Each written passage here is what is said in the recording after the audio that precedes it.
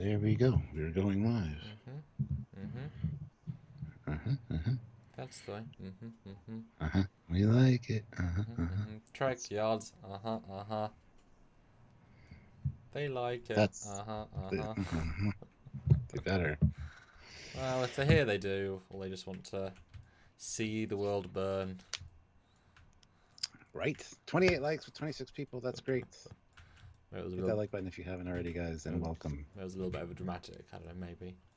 Maybe. Usually. Generally. Wow. Tish. Hiya, Stuart. How are you feeling today after a rather long yesterday? I didn't get much sleep last night. I was up very, very, very late. Didn't go to bed till after 5 a.m. and then didn't get much sleep. So I'm kind of tired, but I got an energy drink. We'll be fine. We'll be fine. Yeah, after our live, I was like, great, I'll go to sleep early then, because I'm a bit loopy and I'll go to sleep. 4 hours later, I guess I'll sleep now. And it's like, but that would have been great. Nope. Why is that always the case? You want to go to sleep early, you don't. I know, and I got to get up early tomorrow because I'm helping a friend going to Mississauga, which is in Toronto. Well, it's basically Toronto. Pick up a pinball machine, so I'm like... And then Monday, I got to get up early again because I got to take the Camaro in to get the suspension done. And that's really early. I got to have the Camaro there by 8 o'clock. There's an 8 o'clock in the morning now. Holy shit. No, it's like the flat earth. It only exists for crazy people. Well, I got a memo saying that exists now, so... Which, the flat earth or your Camaro? Oh, the 8 o'clock in the morning. Okay. Yeah. Because if you got the memo, Stuart, that told you the truth about the flat Earth, I mean, I think that's worth reporting. You know, we could be the exclusive here. the famous memo. Yes. Anyway, yes. So welcome back, guys. Welcome to our just hanging out. No, no, not quite. No, there is a topic today. There is, I know, but this is just sort of like pre. Yes. This is what, pre-game. Yeah. It's fun little chats usually. Ozzy though throws in $5 right off the top. All hail the Superior Commander and Super Captain Foley. Hot boys summer. And then Alamarine, Albarine, he puts it. But thank you, Ozzy. Oh my god, I've got live captioning on our video. Does it work? Trekyards. Does it say Trekyards? Aussie, quite, and there is a topic today, and there is, I know, but is just sort of tree, yes, pregin. Yes, it's little chats usually are zilla fun. $5 right off the top, all hail Superior Commander and Super Captain Foley. There you go. Hot Boy Summer and anyway. Alan Rain, Al he puts it, but thank God. I've got live captioning to our video, does it work? Trekyards is a seat. That's what you said. It's just sort of tree, yes, pretty, it's yes, like little chat usually. Yeah, if I kept doing this, it would convert, and I get further and worse as it's forcibly converting broken speech. Yep. That was fun for me. That's the main thing. Yeah. Sean Corpe, $5. Is that the same shirt, Cap? Do you have a special shuttles for the ship? No special shuttles really. And yes, this is the same shirt. Actually, when I changed into the uniform shirts yesterday, this one wasn't dirty yet, so. Because I only was wearing it for like an hour before the live, so. That's okay, Jack F. Just hey ho, come say hi. That's all. But I will start showing Stuart. Will you stop talking? I'll see you in a minute. Okay. Yeah. Well, hopefully you guys want to learn a little bit about the Foley class. I've come to a realization about something that's bothered me for a long time about this ship that I'm going to set straight here today. So stay tuned for that awesomeness. But we're going to give you a little bit of a breakdown of how I designed it, why I did certain things, why there's a Mark 1, Mark 2, and a Mark 3 version, and then give you a sneak peek of the upcoming refit design shapes. So if you have any questions or anything for me, by all means, let me know during this one, but this should be a fun discussion. Samuel asked me questions about why I designed certain things the way I did. Some things I might have answers for, some I might not. So But hit that like button, guys. Make sure you subscribe to the channel. Don't forget to super chat if you're able to, because it helps us out, and we really appreciate it. Also, you can join the channel. And if you join the channel, you can actually get little Foley class little emojis that you can put in the live chat. So if you're a member of the channel, you can do that. That helps us on a monthly basis, or you can head on over to Patreon/Trekyards as well. That's another great way to help us monthly, and kind of keep us doing what we like to do, and yeah, bringing you cool stuff. This was Samuel's idea to look at this today. I'm sure after his birthday stream that we do next week, we'll probably do a follow-up on this one similar to this one, talking about him designing his Horizon class. That might be a fun idea. So anyway, yeah, lots to look at, I think. Lots to look at, and lots to discuss. So hopefully you guys enjoy yourself. Also, if you want to support the channel via PayPal, you can do so as well. There's a description down below for that. Just send it to trekyards@hotmail.com. Just let us know in the regular chat that you sent it, so that we can check the email to read your comment or question there. And yeah, Sergeant Montgomery is sharing the little emojis of the Foley class there in the chat. So there you go. Good to see some familiar faces. William J is here. Hey, William, how's it going? Matt Boardman is, of course, back. So thank you, Matt. So many people are here. Awesome. 49 people with 41 likes. If you haven't hit that like button, hit that like button. Very simple thing to do, and helps us out immensely. So if you can, please do. But yeah, so I think Samuel's done sharing now, so we'll get this underway, and hopefully you guys have some design questions, or why the hell did I do that? Why the hell did I not do this? I want to answer those. I might not have answers for all of them, but there are a few things that I kind of want to talk about with this design. I've already done a Dreadnought video on this like years ago as a captain's log, the new Dreadnought on the block. Kind of goes into the history of the development and stuff.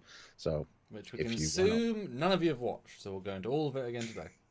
That's right. So if you want to go back and watch that at some point, you can as well. So, but stuff has been done since then as well. So stuff and things and bobs. Yeah, and I hope Dystopian guy is here, because he actually helped with some of the interiors and cutaways and stuff. Some of the design elements. Had the help of Cal Shantz Jr., Barry Chapman. Said Dystopian guy. A lot of people have helped contribute to this design, so I appreciate each and every one of them. And yeah, looking forward to talking about it. Do you have any? And Matt Boardman. Oh, Matt Boardman throws in $5 and says, "So excited to see this one." Thank you, Matt. I was gonna say, do you actually have any physical versions of it anywhere lying around, just happenstance next to you? Oh my god. This is the resin model kit that was done a few years ago. And actually, there's, ironically enough, this is Wonderfest weekend. I would be in Louisville, Kentucky right now today. I would have got there like 2 hours ago had I actually been able to go across the border. But anyway, somebody messaged me saying that they have a Foley class built and entered into the model competition at Wonderfest. So I've got some spies at Wonderfest that are going to be looking for it and getting some pictures of a finished model. A few people have sent me their finished models of this, and they look really good. So anyway, yeah. So here's the resin kit, and I'm sure I'll be referencing it a few times during this. So. And how does that feel to actually have it in front of me? Because I certainly don't have a version of Horizon. How does that feel? It's super cool, super cool. But then it's one of those things, like as an artist, you're looking at it going, I should. Made a change there. So there's still a few tweaks that I want to do to the model a little bit when we do a higher res version of it. One or two little just proportion things that might help a little bit, but anyway. Well, and I say, the story of the Enterprise C is a famous, infamous story, and I'll certainly ask the same then when you finally got to see it physically hold your Foley class. Like, that's a euphemism. Okay, sorry. When you finally got to hold your resin model kit of the Starship USS Foley, did you have specific, like, were you in love with it more? Did you have different, like that? Do you remember the first sort of reaction, really holding it? Yeah, I wouldn't say I loved it more. I love it more from certain angles. Like, certain views of it are just fantastic. And then other views, I'm like, ooh, that's ugly. There's no real way to pose this to make it look good. But to see it in motion, there are some really good motion passes and stuff you can do with it. So I don't know. It's one of those things when it's brought to life, it definitely feels a lot different than just having it on an orthos or whatever. So, but I was really excited to have a kit made of it, and a lot of people have bought the kit. There weren't many kits of them made, and I might get another one done eventually. But we'll see. Actually, I want to get a good 3D version of it, like a watertight version, to upload to Shapeways, so that anybody that wants one can just order one from Shapeways, and they'll 3D print it and then send it to you. So that might be a thing that'll happen soon. So yeah. Fancy it. I mean, do you want to go back to the go back to the start then? Talk us through the impetus. Well, this was before Trekyards. Wait. It's actually just kind of at the start of Trekyards. That was a before time? What? Yeah, back in the before time. I just wanted to. I've always loved Dreadnoughts. I've always loved the Federation class Dreadnought from Franz Joseph. I think the 3 nacelles look good. A lot of people disagree. I really don't give a shit. I think they look great. And that being said, I wanted to design my own Dreadnought. The problem with designing a Dreadnought is if you place the 3rd nacelle on the back of that saucer, it automatically is like, that's a Franz Joseph ripoff. Like, there's no original thought there. It's like, oh, yeah, I guess. The Mark III version of the Foley class actually has the 3rd nacelle attached to the back of the saucer, and I think it looks great. I actually really prefer that. But to be unique and different and not be compared to Franz Joseph for just saying I ripped off a design, I wanted to do something a little bit unique. And it wasn't until after I designed it that I realized, shit, the Galaxy X has pretty much the same placement for the 3rd nacelle. And it wasn't thought about when I did it. That's the Mark 1 you got up there. That's the blocky Mark 1. Oh, I'm just scrolling through now. I'm trying to find one that goes into the nacelle goes into the saucer. Oh, I can send you one on. Yeah, send me a name to search. Because Stuart has a few versions that I know. I've got a lot of stuff. Just look up Foley class Mark III profile. Mark III. MK3. Yeah. MK3. It will not let me search. Okay, hold on. Mm-hmm. But yeah, so like I said, there's the Mark 1, which is the old blocky or chunkier version. Then it got refined down to the Mark 2, which was more of the production version. And then the Mark 3, after some failures of the Mark 2, where only a few of the Mark 2s were ever built, the Mark 3 attempted to improve upon them, but even fewer of those were built. So that's the Mark 3 then. Is there a Mark 1? It'd be fun to compare them directly. Is there any sort of direct comparison views, or is that the Mark 1? No real direct comparison views there. You can tell me if this is the same original version, the blocky one. That's the Mark 3 that I'm seeing right now. Yes. Which I think is a fucking beautiful profile, and looks a lot better from different angles. Hold on, I hate that it's so small in the preview window. That is the Mark II that's currently on the screen right now. Okay. That's the more refined. That's this version. Okay. And you can tell it's a production version because it's got NCC 2174. The Mark I should have NX. Just trying to think here. Got a lot of pictures. I don't envy you. Although you say NX is quite a good way of narrowing, which is a good way. So we joked about this, a long time ago, but keeping the internal consistency of certain things, even knowing that in the future you might design new versions, makes things a little bit easier being able to say, it's NX, the obvious NX version. Well, I think I actually used NXC as the. But anyway, So yeah, I mean, so it went through a few design iterations. Like I did some kind of kit bashy stuff at first, and got refined by Cal. He actually did a lot of good work on it. but was a little bit blocky for me. So, um, let's see. Jarzia throws in $5. Is the Foley class basically a reimagined Federation class? If so, what makes you want to redesign it? It's not a reimagined Federation class. The Federation class was perfect the way it was, in my opinion.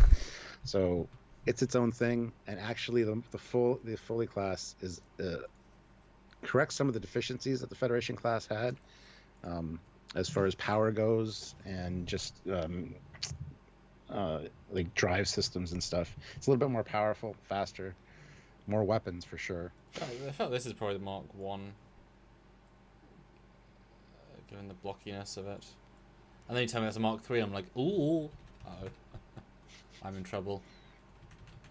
Yeah, I really should have gone through and renamed all these for you, but Yes. yes. But if now we know what Mark 2 and Mark 3 is, so we can do a more easy direct comparison. Yes, that is the Mark 1. Oh, we go, right. Mark 1. And that doesn't have the... That's before I did the NX designation for that one. But So there's the Mark 1 then. That's the Mark 2 then. And that's the Mark 3 then. So 3 side views. Yeah, basically you well, no, I'll leave my speculation and you can keep talking, because you can kind of see a progression. So start with the Mark 1 then. Talk us through the thought processes then. well, the Mark 1 was basically... It's fucking... The picture keeps changing. Yes, I'm trying to frame them better, etc. Oh, okay, that's fine. Yeah.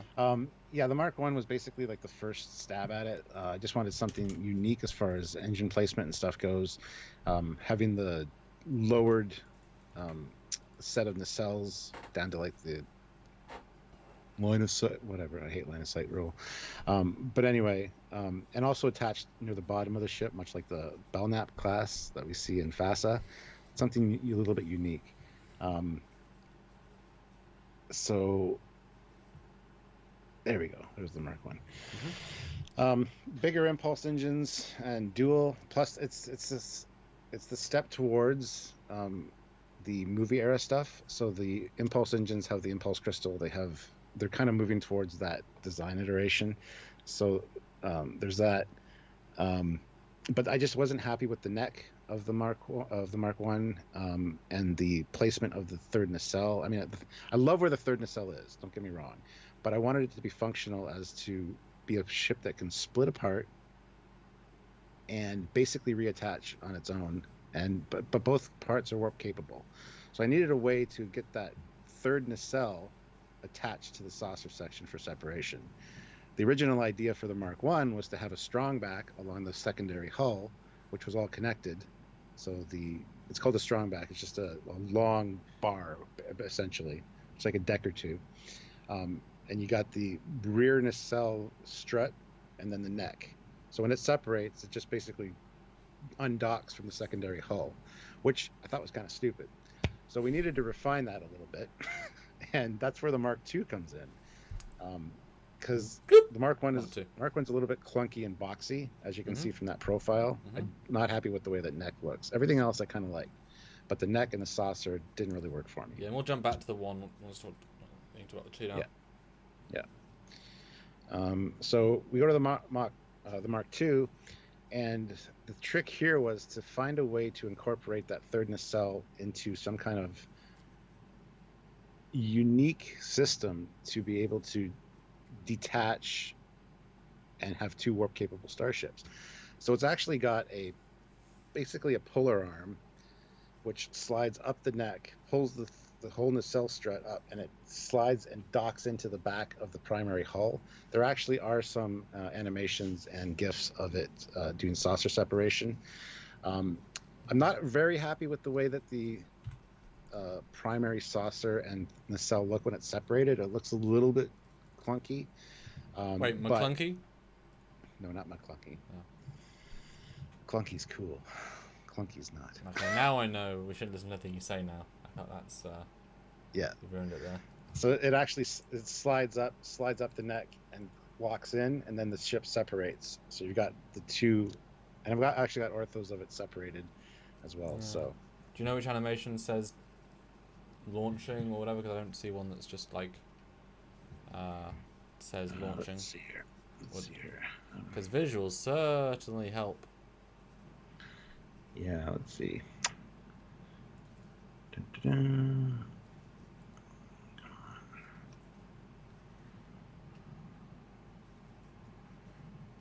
Just opening up the folder here. It's taking a while.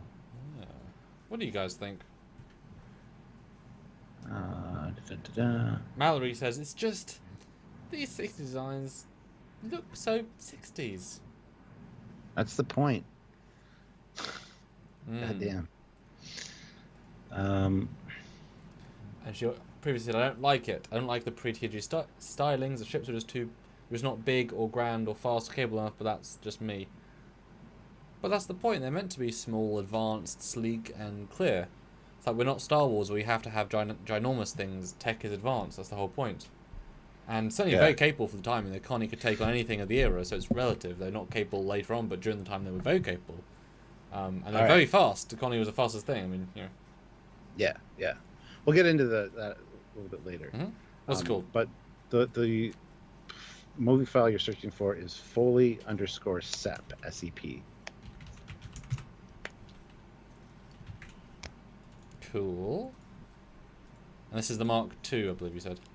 Yeah, this is the Mark II. This is kind of like the... Oh, did the process change between the Marks? Yeah, like I said, the Mark I was the whole strong back separated, and the nacelle didn't move. It just stayed stationary where it was, and it just looked hideous when it was separated. It's very far away from the ship in this animation. No, it's a dynamic animation. It'll... No, I know, but it just starts extremely far away. Yeah. Yeah, it's supposed to be a scene, right? It's... Yeah. It's damaged, it's retreating, so... Oh, dear. Okay. Oh, okay. So it slides up, locks in, and as it slides over along the back of the secondary hull, the impulse engines slide up on the back of the secondary hull. So the secondary hull is built-in impulse engines, but they're usually hidden. You see them fire up there, and then it separates. So you got two functional starships, both warp capable. But the problem is, I don't like the connection point at the back of the primary one because it seems a little too weak. But it's very much like one of the FASA-designed single nacelled ships, right? As far as the look goes. So it just needs a little bit of reinforcement there, something. But I mean, just like with the 2S Connie, you know, if you're separating, you're basically saying we are probably effed. Like, this isn't a thing you do normally. So at that point, it's just like, well, yeah, but you're saving the crew in either hull. Doesn't matter if it's strong enough. It's just it needs to escape a situation. Yeah. Then at that point, whatever. Yeah, or be for attack purposes, should you need to. But I wanted it to be reattachable without a space dock or whatever. But it doesn't feel like two individual ships. It feels like a saucer with a nacelle and a secondary. So it feels more like a classic saucer separation, but with the warpness. Yeah. Get an extra bit of oomph. Obviously, even later ships don't have. And we even figured out the whole. Here's another one that we can look at here. Although the lower planetary sensor dome goes through the hull, he didn't actually have it. Don't get me started on that. IMG. There's a file IMG _ Hold on. IMG _ 0764. 64. Okay. And that shows the separation process.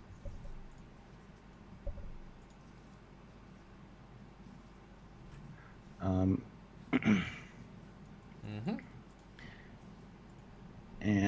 there's also, and it's all explained here.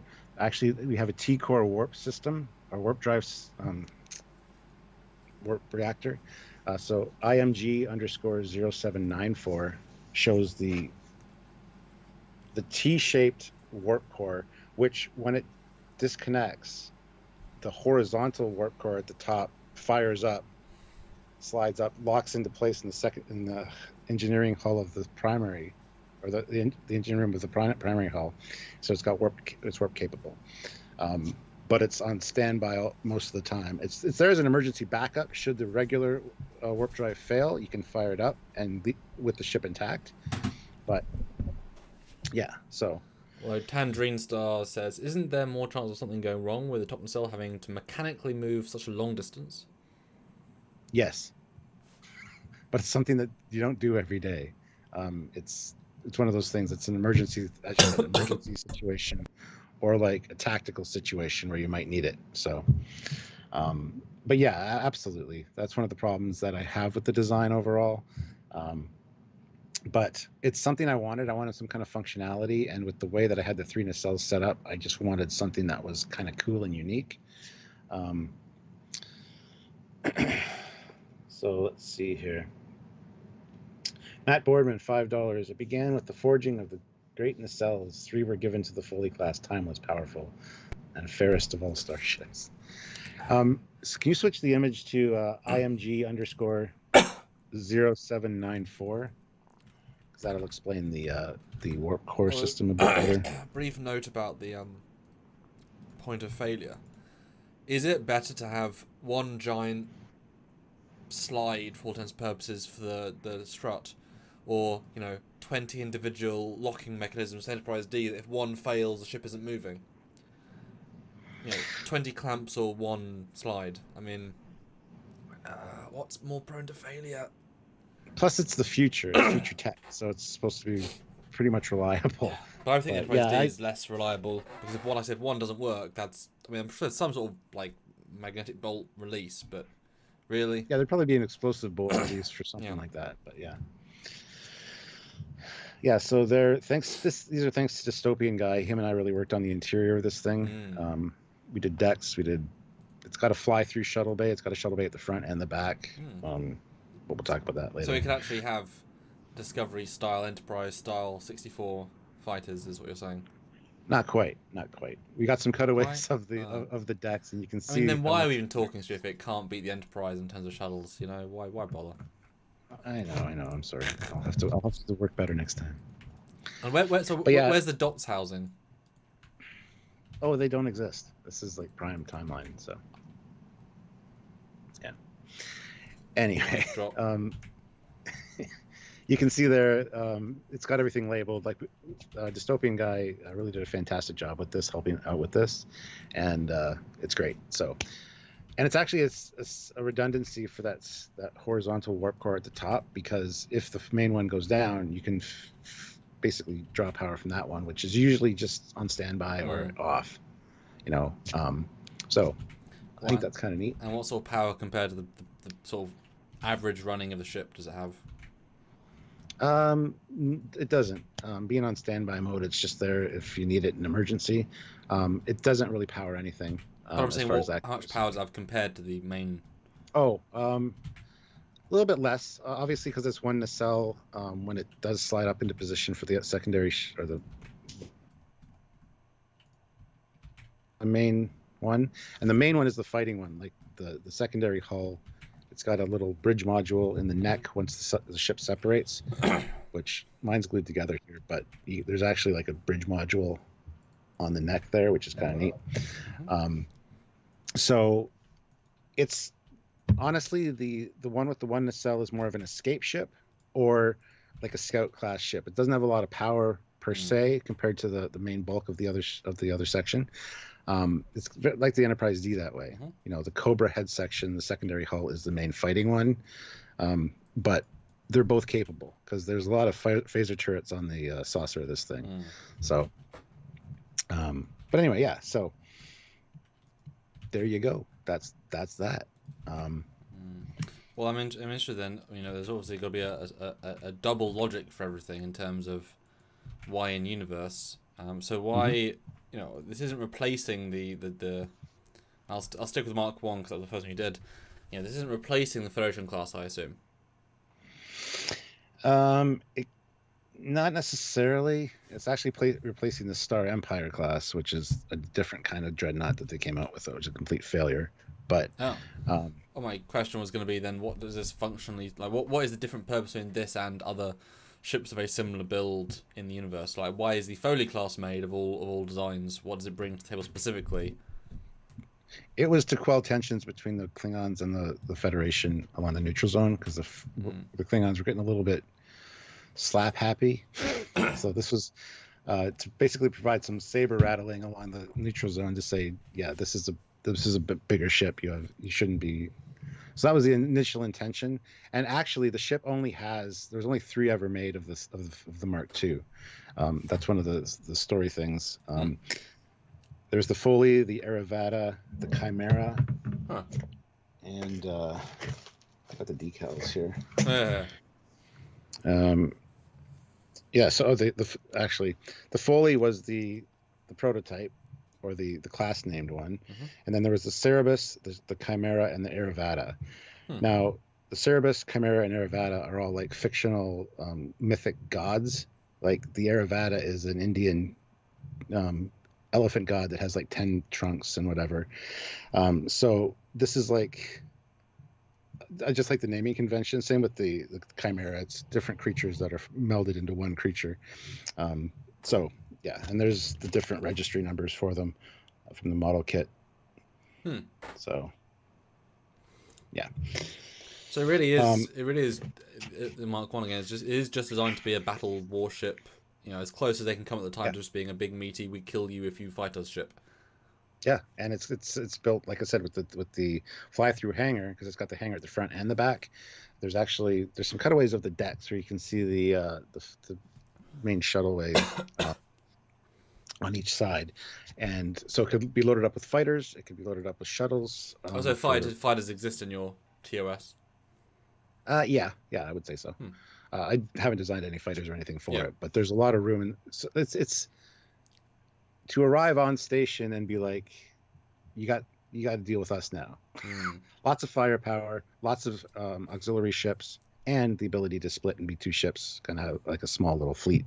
So, and then, because the fly-through hangar removes a massive amount of internal volume, and one of the sort of big weird rules of the Connie-verse, the TOS era, is that most ships stay the same rough size as the Connie saucer. Everything else they change scaling. That's kind of a little rule there. I mean, not that it's per se followed, but that's roughly. So because you're losing so much internal volume with the shuttle bay, what was sacrificed functionally, and obviously the marks change, but like what does this not have? Because you're losing like a lot of internal volume that I can't imagine is made up for with just a slightly thicker saucer and slightly, but you know what I mean. There's probably more lost space. And if you've got fighter storage, I mean, this has presumably got less internal volume for non-fighters than a Connie. So what is it sacrificing mission profile-wise? It is slightly bigger than a Constitution class as far as this primary hull goes.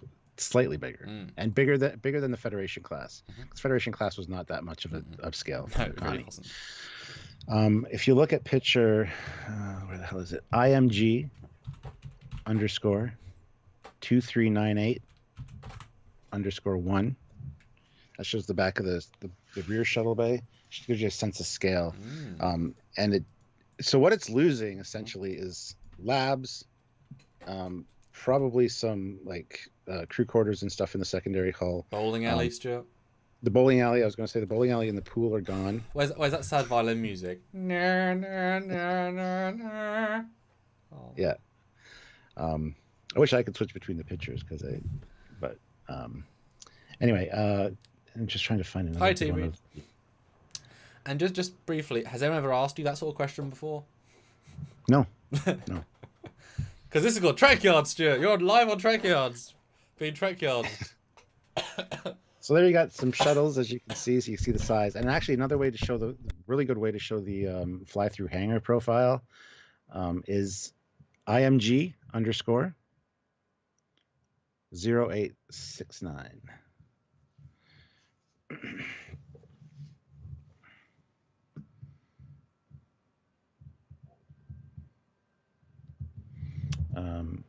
Because that shows that the middle part is still dedicated to engineering, but there are pathways through the sides, so you can land one way, go through the other way. Wow. And actually, the next picture, I would go with IMG _ 0868, which is the one just before that one. Again, it's giving you more of a sense of scale. So that really is like that saucer. Secondary hull is like half hollow in the abstract. Like there's a lot of space.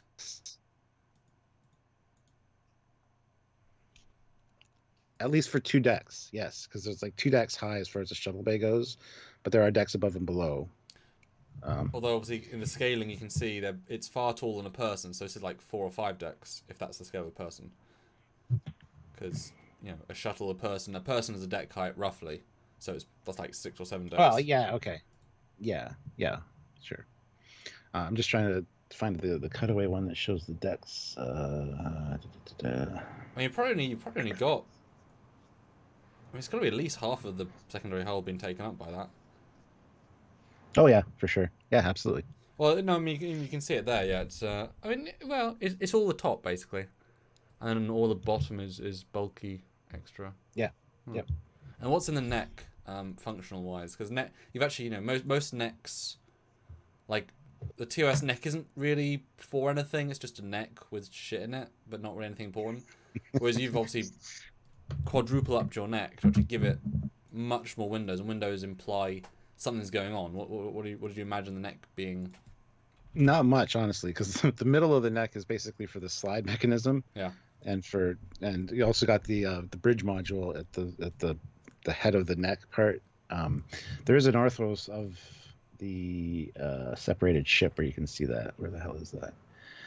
So the neck, those windows are basically just like mess halls and like observation. They're only like small rooms on the side of the neck on each side, and the main mechanism goes through the top. Or goes through the middle. So where's the separated one?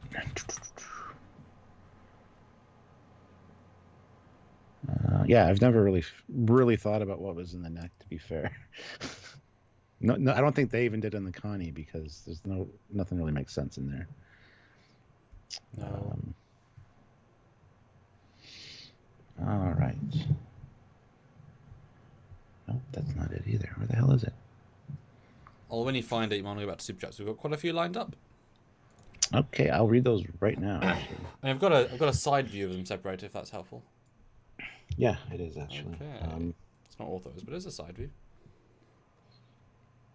Ozzy puts in $5. Is all Foley class main shuttle bay doors closed?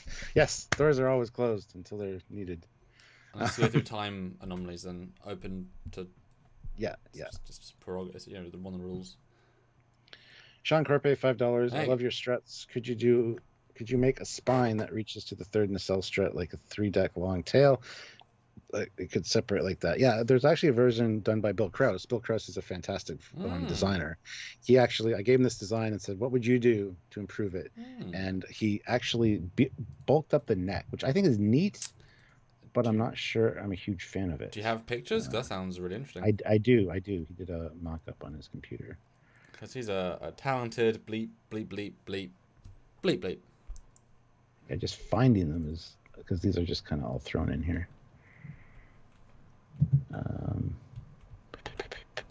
You have so many different artists, like versions of work here, don't you, with varying degrees of 3D model quality and. Oh yeah. A lot of people have helped contribute to it, and. But it's it's one of those things where a lot of these designs, especially when they are in TOS era, is then about the subtleties. It's hard to have broad strokes because the more broad strokes you change, the less it feels like the era. That's just one of those things, and it's nice when you get to say, okay, well, it's between TMP and TOS. That gives a lot more flexibility because then you can kind of manipulate things. I was doing a ship for a guy, and now we've got visible RCS thrusters that glow like the TMP, and it just adds an extra level of detail to TOS without being obnoxious. But it's like, this was first in RCS. That's fine. Here they are. Yeah, like this was the first use of the refit style impulse engines on this thing, and the impulse crystal idea. Where the hell is that? Goddamn. Yeah. I'm going to read some more super chats, and I'll look for that Bill Krause picture. Let's see. Jason March puts in $1, so thank you. Thank you. Sean, $5. Maybe the neck can break away also, or have an eighth of the warp chassis separate. I mean, I don't like the neck. I love the stance of the secondary hull separated. with that neck. It could just be that as a starship for me, and it looks cool. But you can see there's a little bump where the bridge, the secondary bridge is in there. Oh, So. I know Peel mentioned there's no deflector in saucer. Yeah, there is. Yeah, there is. Oh. Yeah, get a view from the bottom of the saucer, like in the thumbnail, you can see it. Good, because we've only been looking at the sides for a while, so I thought. Okay, go. Bring Just that up. there's one called front. It's just called front. Yeah, I'm currently importing all the videos, so that'll take me a minute. Okay. Oh. Okay, this is the PC. Oh yeah, we go. And that's the Mark II. There it is. And torpedo tubes. Yeah, the torpedo tubes are very similar to the ones on the side of the Ares, as well as submarine tubes. There's 4 torpedo tubes on each side of the deflector, but there's a deflector built in and recessed into the lower part of the saucer. Yeah, that's the Mark I you got there. We're looking for the Mark II. And T Reed says, "Happy belated birthday, Stuart Foley. Sorry I missed your live. Been busy at work." Thank you. Busy's good. I'm going to read a few more super chats. And I will start playing some Barry videos. This is all of my Barry Chapman with his various versions and iterations. And so if you want to see it in motion, now is your chance. If you don't, then I guess look away or hide the screen, or you have that as an option. Don't know why you would, but you could. Yeah. And there are torpedo tubes in this engineering hull as well. Yes, because that's going to make them brighter because it's a little bit dark. There we go. Yeah, that first one you're showing is the Mark I, which I'm not a fan of that lower primary saucer. There's a lot of words there, Stuart. Yeah, well. Come on, Premier, come on. Yeah, baby, yeah, not a fan of the Mark I. That's why we changed it. Just play the video file. Come on. Not a banned account. $2. Did Section 31 take advantage of its capabilities? No, because Section 31 doesn't exist. That's a bold pose. In the Prime TOS, no, it doesn't. It just doesn't. Not in my. That's just stupid. Jarzia, $5. Wait. With the naming convention, is Stuart calling himself a god? No, see, I'm gonna get. See, that's the thing. The Foley class was a placeholder for me. Honestly, I wanted to have something that had my name on it in Star Trek universe, and then I became Captain Foley, and now I'm Captain Foley. So I think Foley class. This is the one thing that I wanted to change about it, and I thought about it today. This should be the Polybius class.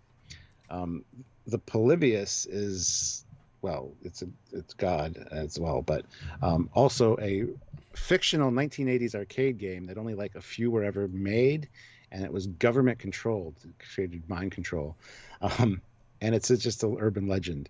But Polybius class would be great. It ties in with all the other names. I don't have to worry about, Foley class, the USS Foley.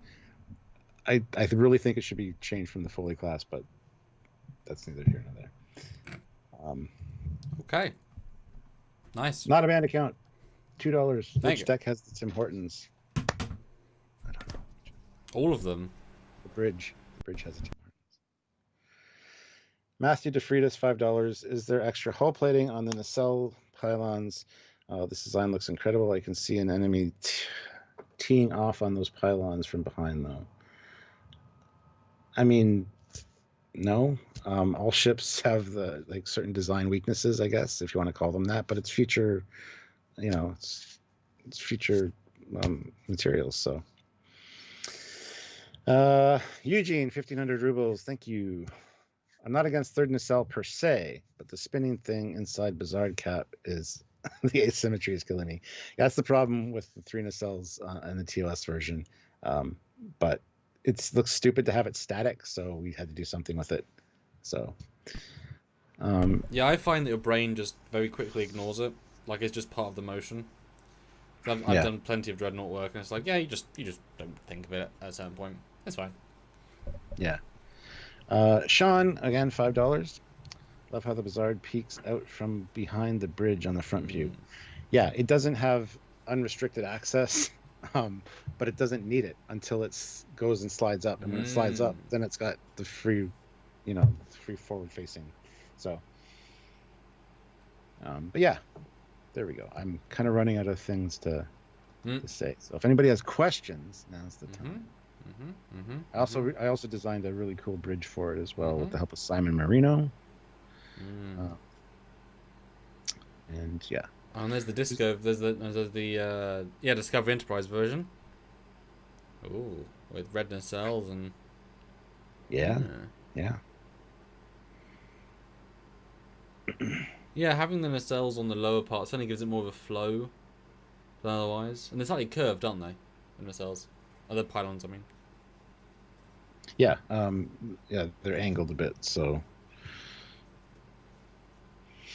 I kind of went back and forth with whether they should be swept backwards like this, or swept forwards. Like, both look really good, but I don't know, that from the side just looks kind of cool.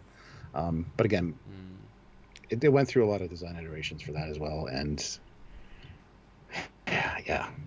Just funny because it's again, that's. Sorry. No, go ahead. Well, it's just funny because it's a relatively simple design, and yet it's funny how little things can be changed so many times because it all interconnects. Yeah. Yeah.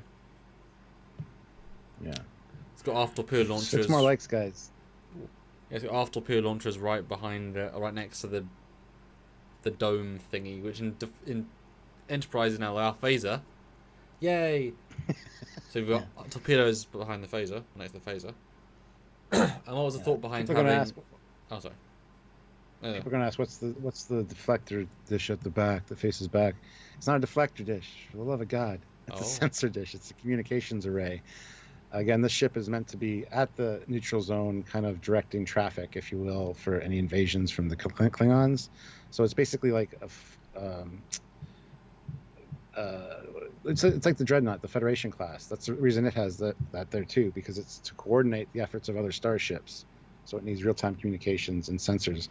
So that's why there's 2 sensors on each side of the main deflector or the main sensor dish, and there is one right there as well for when the ship separates.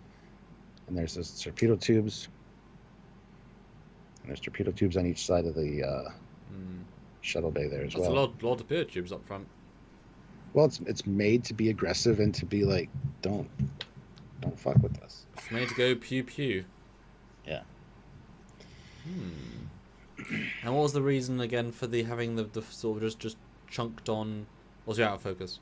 Yeah, I noticed that. Because the TOS impulse is quite integrated for what it's worth, whereas this one feels it is 2 modules that have been put onto the. What was the thought behind having it be 2 slapped on modules rather than 2 flowing modules? I mean, that might just be the earlier Mark versions, but what sort of thought process with it being? Well, the thing with the third nacelle is you don't want them sitting where it is on the Connie, because they'll be blasting right back at the strut essentially with the ionization. So we moved them to give it a little more power because it is a bigger, bulkier ship. So having them spaced like that on each side of the back of the saucer kind of gives it more maneuverability, a little bit better thrust. And when it separates, again, that front part is essentially where the crew quarters and everything are. It's to get that out of danger if it needs to. It's not necessarily the fighting part. That's why it's a lot weaker and only has 1 nacelle. The main bulk of it, with all the weapons and all the power, is the secondary hull. It's also got all the shuttles. It's got all the fighters if you have them. So that's why the impulse engine that pops up after the nacelle slides over top of it, it's kind of underpowered impulse-wise for maneuverability for the secondary hull, but you really want your maneuverability to be where all the people are that need to survive, essentially. So that's kind of the thought process there. Well, plus, it was neat to have the 2 separate ones with 2 impulse crystals. And the same thing as the Enterprise D, smaller impulse drive in the middle, 2 in the neck, 2 in the saucer. Although T. Reed True says, I love it. I love how it was included in Samuel's films. Love that. Do you want to just address that? It was written to be the Foley class. It was supposed to be the Foley class, but the final model, the high-res model, wasn't done. So Samuel he made a different version of the Federation class. He kind of made some changes to the actual Federation Dreadnought class. So it's not the Foley class in that film. That's kind of the story. So, well, I mean that is the Avalon universe anyway, so it is a different reality. True. Oh, it's my animation now. Ah, that's funny. No, we already had that Dreadnought for Dreadnought Dominion, and because we had that Dreadnought, we used it because the model wasn't done. So we didn't make that model special. It was just that was the model for the other Hero fan film. So it was nice to include it. But because it's Avalon universe, that's the Foley class in the Avalon universe. Yeah. Sergeant Montgomery retracted his $2 super chat, but he was asking about why so many sensors or deflectors. And that's just, I already explained that, because some are sensors, some are communications arrays, and some are the deflector, if you want to go there. AC Costello says, so it's a carrier Dreadnought? Pretty much. Not like a huge carrier, but it's the fly through. I always liked the idea of the shuttle bay on the front for the Federation class, but I also like the look of the shuttle bay on the back. So I just wanted to fly through hangar, and so yeah, it's a unique design. It's basically a aircraft carrier, bulked up. So, but yeah, that's a lot of talking.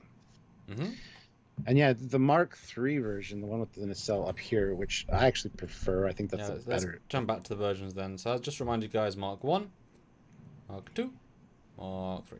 There we go. Talk about Mark 3 then, because it feels the most different out of the three of them. Yeah, the Mark III was taking advantage of one of the errors that the Mark II had, because there's an animation that Barry Chapman did where the ship separates, it survives a Klingon attack essentially, but there were problems.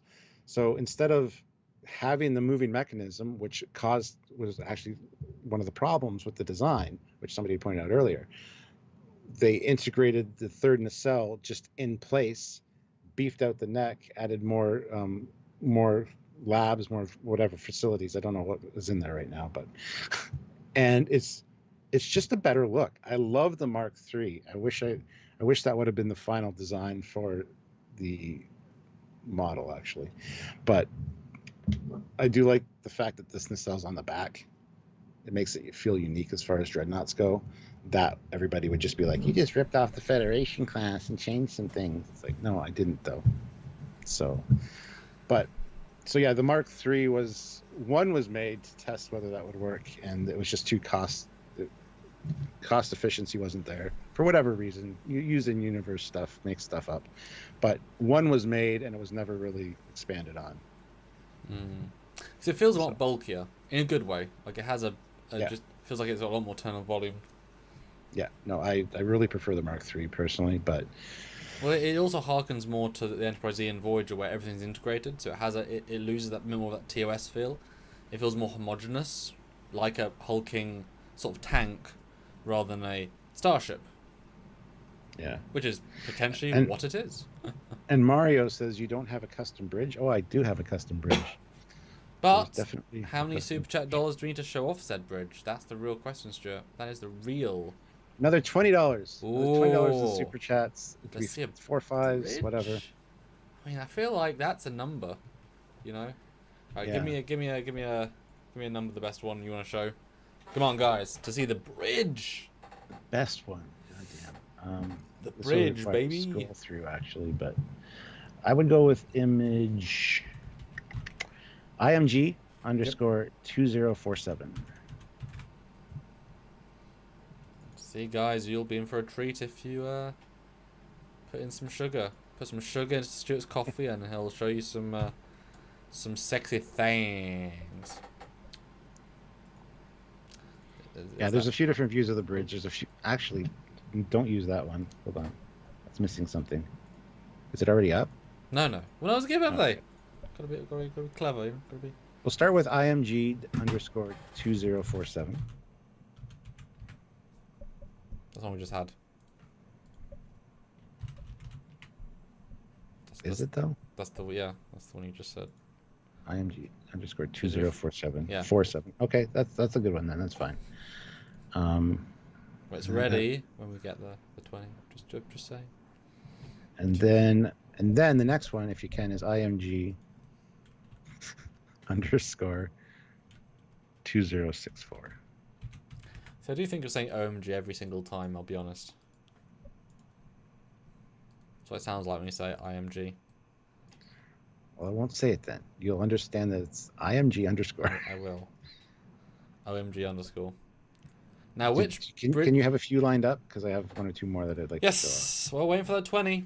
Waiting for that 20. I know. That's why I'm talking to you. IMG underscore. 2068.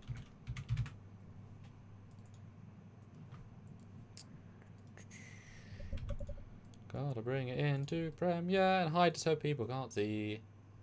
Because that would be spoilers. Ha ha ha ha ha ha ha ha. Okay. And then 2069, which is the next one, obviously. And then 206. And then... No, it takes me a second. It's like a 5-step process. Okay. They're all one-click steps, but they are 5 steps. And I'm just saying this so that it means... It sounds like I'm doing less, even though I'm doing more. Which one was that, sorry? 6-4? No, 69 was the last one I said. Yeah, it just didn't come over. And then the last one is... 2071. I think will be good. There, yeah. Alright, there's the 4 guys. So for 20, you get all 4, I feel like. Well, no, hey now. Stuart's rules, not mine, so he'll tell us how many you get for that 20.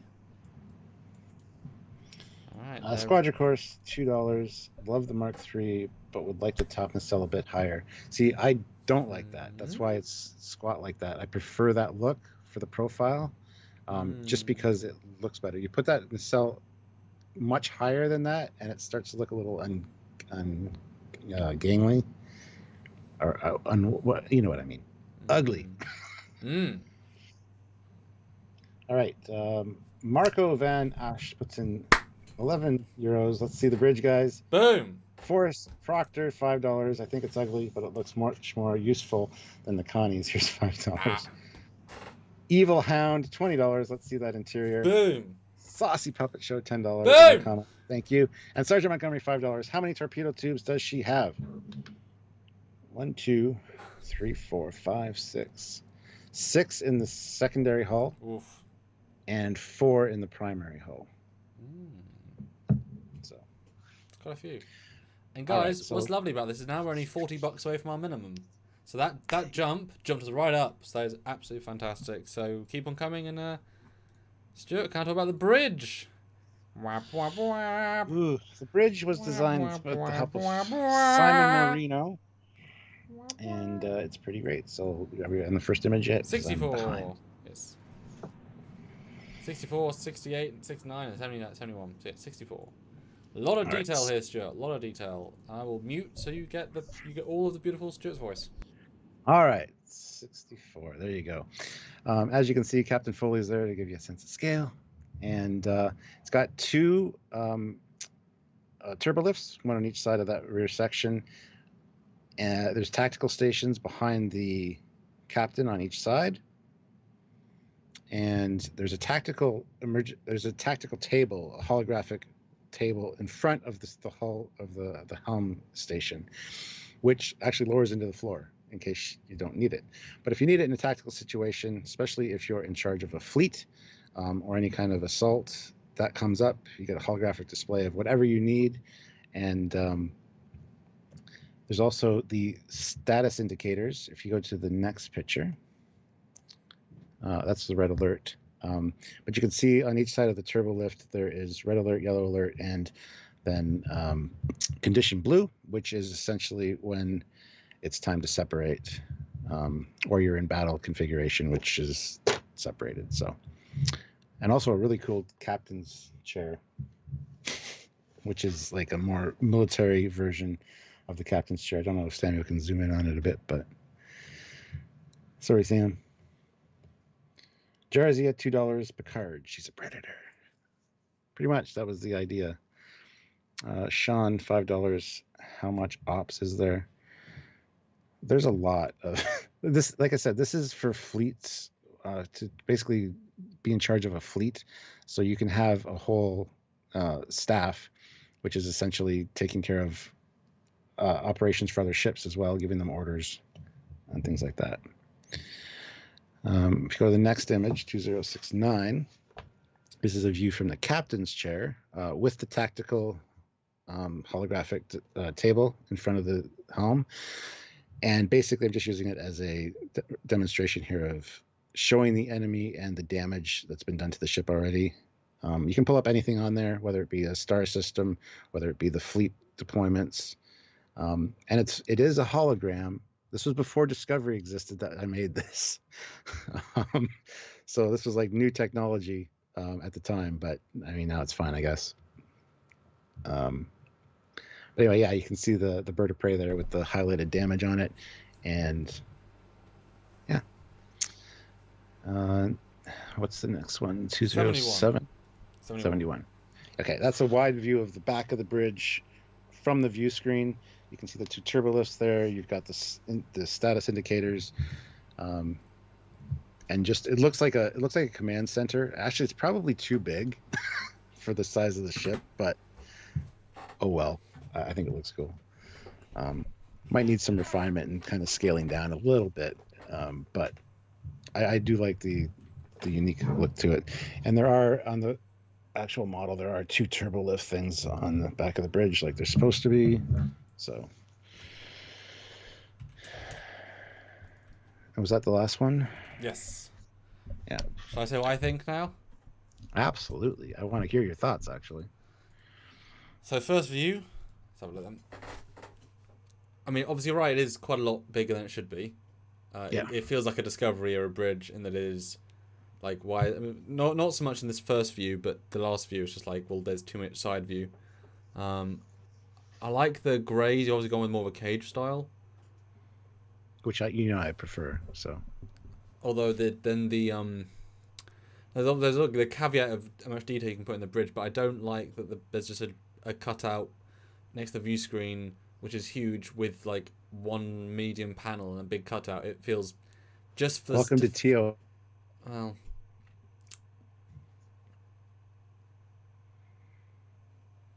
at least he had a great pose when he stopped.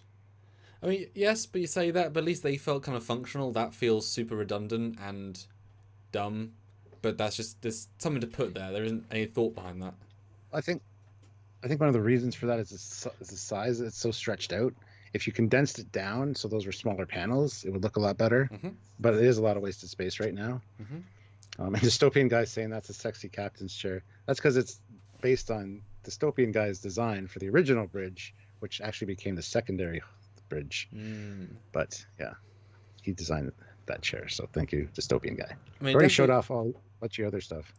I definitely have. It definitely feels more like an operations command for a space station, given how far away all the different banks of controls feel. They make it feel like, okay, left is quadrant 1, which can control the whole, and then it doesn't feel like a connected ship so much as a overall vibe, which is just the scaled up nature of it. Second view. I also want to point out that it's not just the bridge module like you see on the Connie. It's actually these decks. So it's the BC deck as well for the bridge. So it does sit lower, but it's a bigger bridge. But it's still too big here. But anyway. Mm-hmm. And then you've got the front view with a big ass lever. You've got levers in the front. Was that intentional? That was Simon Marino that added those in. I thought they looked kind of cool. Yeah. Okay, sure, whatever. I mean, I feel the table feels way too thin. It feels like a kind of a Lego set in thinness. And I kind of think the hologram display would be distracting at a certain point. But it's so useful right in front of the view screen. Like you just look down, like not even, and you can turn it off. Like you can see the warning thing on the floor. Like it actually lowers into the floor, so you don't have it there all the time. Okay. It's only during a tactical situation or during strategy sessions. So it's basically like on the NX-01, the aft section where they got the big table. Which I forget what they call that now, but yeah, I think I would probably have had, if you were doing that, have big screens either side. I probably have had, so you have more information being able to be showed. Could be done. I mean, this is not a final version. This is just playing around with it. And but you asked what I thought, so I'm absolutely. I would love to get it refined down to a finished version, but It's interesting. I kind of like the top and bottom bulky view screen blip things. Are they actually meant to be like two? Or is it just because it's a static image, you can't see them animated? Is that meant to be that, or is it just a separate thing? they're meant to be there. Those are the alert status. They should actually be red right now, considering they're in battle. But yeah, they light up whatever color the status is. I'm missing the the flashy lights, and I really should put those in. But Yes. I think the last view, the 71A, is the nicest render because the lighting. It shows the massively Discovery scale because it's like you'd have to walk around, but also it shows the more unique nature of it, the way, because you've got such a, because now the curvature of the bridge is so broad, all of the consoles feel like almost flat, which changes the entire vibe a lot. And I quite like the big overall displays. I think I would have balanced that out with having so you got the tappable controls. I'd have had the second line of consoles be the main screens and the top be the big display screen, because I think it'd be hard to be like, right, I'm looking at 55-inch you know what I mean? It doesn't feel quite, but I love them as like like MSDs, you know, they're useful in a specific situation. Like that's cool. I really do like the on railing controls with the lights. That gives a lovely bit of pop they wouldn't otherwise have. yeah, those would probably be internal security or tactical of some kind. I haven't really assigned everything a job, but Yeah. and you can see too that there's movie era style panels tied in with the TOS ones, because this is like that in between stage, right? So yeah, and I also quite like the fact you got alert lights basically in the ceiling. Yeah. Yeah, it's interesting. Thank you. Yeah. Next. So yeah. Next picture. Well, actually, you could go to 2073, which kind of gives you a view of the one of the tactical consoles that's on the railing, like if you're standing there, kind of thing. Eric Martin, $5. Great Thanks. design. Must have been a lot of work, a lot of thought on this one. Yeah, definitely a lot of thought and discussion back and forth. Jarzia, $5. Huh. I would move the helm up a bit and the captain's chair back and put the hollow table between. I had considered that as well. I think the helm and tactical at that center console should be seeing what's on the tactical display. That's why I put it there, because I think that it's just important that anybody that needs to be there can see just with a glance down, or even look through the hologram to the view screen. The only problem with that though is that you wouldn't want helm to see it, because helms will be focused on flying the ships. Then you're looking at con. But then, if you have a map of the asteroid field you're flying through on the holographic display table. But that's what the screens are for. Like, they've never needed that ever, so you obviously don't need it now. That's what their screens are for. I was just okay. I was just trying to make invented a problem that's never been there. Exactly. They always fly the damn ship fine. Forrest Proctor, $5. I get the ship is supposed to look intimidating, but we're talking about Klingons here. Won't they see the ship as a challenge? Here's another $5. I mean, sure, but you know, the history is they took out one of the USS Star Empire pretty easily, and there's a lot of design problems with that. So this was like the next step to kind of put them in their place. But I mean, that's true for every single version of every ship. I mean, it's always an arms race. You know, as soon as they made this, there's probably a ship to fight, etc. It's fine. Yeah. And Sean, $5. Are fighter tactics on the bridge? Yeah, there would probably be a station dedicated to fighter operations if you were going to do that. That's definitely something that could be done. There would also be something down in the shuttle bay as well, as far as fighter operations goes. So they would tie in together. So is the Turbo Chef's base like in Discovery? No, Ozzy, it's not.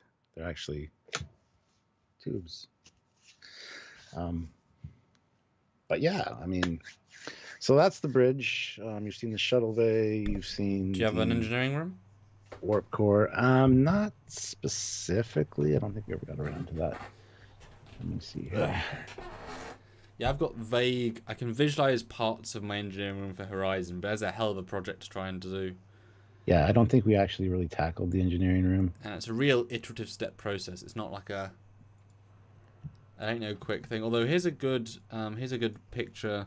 Obviously very early, but it shows the Federation class, the Enterprise, the Daedalus, and your Mark 1. So you can talk about like what you were keen to do and not do, because it's a good like foursome of Trek. I'll wait till I see it on And screen. I assume here. that's in scale. It'd have to be. But you can see, vibe-wise, it certainly feels different to the Federation class. How intentional was that to just basically just a third the neck? I wanted something definitely different than the Federation class for that very reason. I wanted something that somebody couldn't look at it and go, "That's just the Federation class. You just stole the idea and changed some things." Like, no, I want it iteratively different. That's why the nacelle is back where it is. Plus, also the ship's more squat. Yeah, the Federation class is more stretched out with a longer neck, which looks okay. But honestly, if you want something that looks intimidating, is maneuverable, looks like it's, kind of jacked up, you want that more squat profile. So yeah, that was definitely a consideration. Also wanted to lower nacelles because I like the nacelles a little bit lower on some of the fastest ships because it just looks more sturdy. It looks more, like it's more capable. It lowers the center of gravity. Yeah, well, you don't need that in space necessarily, but yes, essentially. And yeah, these are pretty much to scale. You can see the much bulkier secondary hull compared to the Connie. Again, to take care of that fly-through shuttle bay. Yeah. So those are to scale, and there you go. It's not much bigger than the Connie, but is there a reason you didn't continue the curvature of the Connie? This is top and bottom of the nice curves of the primary hull's saucer for the Mark 1, I guess, but for any of them, you kind of lost that along the way. Well, this is the Mark 2 that's up there. But yeah, I didn't want I don't want to say, oh, you just kit bashed a Connie saucer onto, I wanted it to be different. There's a lot of different design elements that make it un-Connie like. Sure, you could probably make one of these. You could probably kit bash one fairly easily if you're a good modeler, but I just didn't want a cut and paste Connie because we complain about that a lot, and that's fastest Starfleet battles. They did a lot of that stuff, which I grew up with that. I love some of those designs. But yeah, exactly. That's what I said. But I always thought you could make subtle little changes to make it unique, and so that's kind of what I wanted to do here. So. And then, just bulking out the neck, bulking out the secondary hull just makes it feel more powerful. Because honestly, you look at the Federation class compared to the Connie, and it's like there's no difference. You threw another nacelle on, you put the bridge in the middle, you kind of just flip the bottom of the saucer to the top. Okay. You bulked out the strut a bit, but I wanted something that looked unique. And like we said, this is a step between TOS and the motion picture era. So they're starting to integrate new technologies and new elements. So, and speaking of, we do have a early version of the Refit Foley class here as well. I don't know if you've seen those. It's a whole folder on it. So I do. Although I had something I wanted to say. It was a conscious choice to make this Mark II less curved because the whole ship feels more angular. Was that a deliberate aesthetic choice, like as an overall thing? Because the Connie kind of still feels relatively smooth, even though it's got some angle when the strut's pre-angled. But your ship definitely has a certain, more refit angular vibe. Was that intentional, or just like a culmination of elements that came together? No, it was intentional. Again, it's that step between TOS and the new technology of the motion picture era. Not quite there yet. Like, this is right at the end of Kirk's 5-year mission is when the ship was rolled out. So it was still using the TOS tech, but with some newer technologies being brought in. So it's not quite at that next stage yet because it was under development for years during Kirk's 5-year mission. So it was still using the technology they had, right? So. And boy, there's a refit video that I definitely want to show. Boy, that's a thing. That's a thing to watch. I don't know what you're talking about, but I'll wait and see. I'm trying to find a normal picture of the refit though, because all these are very much work in progress with none of them look particularly final, ready to show. Yeah, I'll have to take a look through and see which ones. I mean, that one's close enough as a side view, which we can use. Yeah, yeah, it's a big I've got a side file name. Yeah, here's a. So then, those that love the refit, he done a refit version, which does feel different some. Talk about that process then. Again, this is still a work in progress. I've been wanting to do a refit version of this for a long time. How a work in progress? Give us a concept of how much in progress, like what. It's pretty much done. It just needs to be textured and finalized by the modeler. But talk me through it. I'm just gonna read. Is that a good version? Yeah, I think that's the one. Okay, good. Before I do that, I'm just going to do one super chat. Sean, $5. Yes. Yours looks more bulky and tanky. Yeah, tank. Yep. Perfect description. Yeah. I wouldn't want to be a Klingon facing up against this. Yeah, that's kind of the point. All right, so here's the refit version, and again, you can see the carryover from the Mark II. The secondary hull is much bigger compared to the Connie refit. I don't have a size comparison here, and it's also, the front is angled. I wanted the front to look different. It's not flat. It's not like the Connie. It's very much like almost like the Belknap design. The front of the deflector as well is not round. It's a different shape. Let's see if we have a picture of that. Yeah, I mean, there's shit. I hate these file names. I will just copy this and send it to you, Samuel. There's a shot of it from the front, where it's not. You can see it's not round.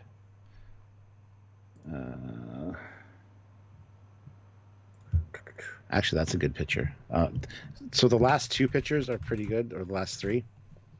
But the 3/4 view one is really good. So yeah, this one again. This doesn't have a fly-through hangar, though. In case you haven't noticed, there is no shuttle bay at the front. They decided that wasn't practical. And by they, you mean you? No, it's Starfleet's design. Oh. Corps of Engineers. Did you fight them on that, or did you No, I totally agreed with them. Did you put a change.org and it just didn't work? Right, yeah, that's exactly right. So yeah, it's got a bigger shuttle bay at the back. There's a lot more room in it, but it's not a fly-through one at all. Also, that pod, there's a pod attachment on the bottom of the middle saucer that has, I believe, let me see, it's been a while since I've looked at this.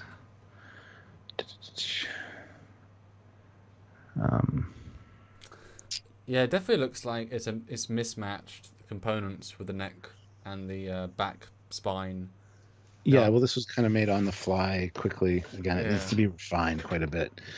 But it's got two deflector, or not deflector, but sensor dishes at the bottom of the middle nacelle. Again, in that pod, they're not finished yet. You can't really see them, but they're in there. On the back. Yeah. A lot thicker strut in the middle this time as well. Yeah. That's one of the things that when it actually separates, it actually looks a lot better because it's got a thicker strut than the Mark II did, which I thought was important. And if you look at the stance of the separated ship, it just looks a lot meaner than the Mark II.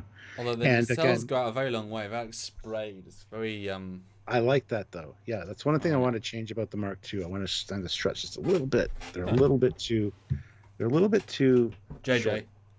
Yeah. Which I hate. So I didn't really notice it till I got the model in my hand, and I'm like, those struts aren't fucking long enough. But anyway. Forrest Proctor, $5. Okay, now you're cooking with gas on a refit version. It's dead sexy. Here's another $5. Thank you. Nice. And this is one I really want to get finished at some point. And there is a different separation mechanism for this one as well. It's not the same slide thing. As you can see in the one image where you got the two separated, you can see the middle strut half of it is still there on the back of the secondary hull when it's separated. And there's an epic video for that, and not considering the ones we've already got. I want to see another $20 for this separation because it's really cool. Yeah.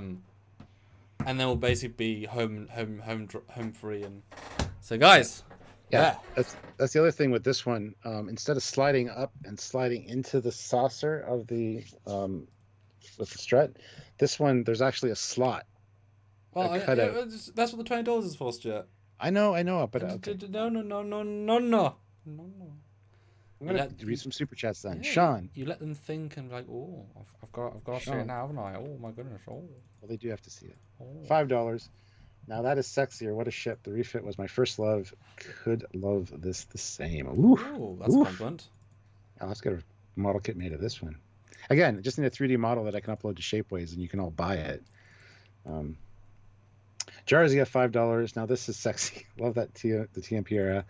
I see the Arboretum windows at the bottom. By the way, have you seen the TMP era Akira Kasunagi class? Yes, we have. AC Costello, $2. Does the Foley have an emergency landing plan B? Always. And a C and a D. Oh, Stuart, no bloody A, B, or C. Just the original landing plan. No? Okay. Marco Van Osh, €550. Thank you. Like the refit, do you have the interior bridge designs for this one? Not yet. No, that's still too early in the process. I know it's been in the process for years, but it's still too early. And what would be different, do you think? I mean, in terms of what we've already seen, so people can sort of relate to it. How would you, functionally rather than aesthetically, how would you make them distinct, do you think? For the bridge? Mm-hmm. Well, for the interior in general. I have no idea. I have no idea. I haven't really thought about it. The bridge I wanted to be something unique again, like the last one was, but obviously won't be as big. There'll be some refinements as far as that holographic situation table. Might not even exist. Probably not. Well, now we know Discovery has holograms, so you can have holograms however you want, Stuart. Yeah, exactly. And I don't know what style I would go for, whether I'd go for Star Trek 2 or whether I'd go more closer to Star Trek. I really like the Star Trek 4 bridge, which is basically the Star Trek 2 bridge, just painted white. But Star Trek 6 was also really cool. So I don't know which way I would go with that, because I haven't really come up with a history or design like evolution for this thing, so I don't know where it fits. It's something I need to think about. But so Stuart, you need to go back and think about what you've done. Am I in trouble now? Only if you don't finish it. Speaking of, how's your Refit 350 scale going? Shut the fuck up. Hey, it's down here in parts. I got parts of it everywhere. And how thick is the dust layer on it?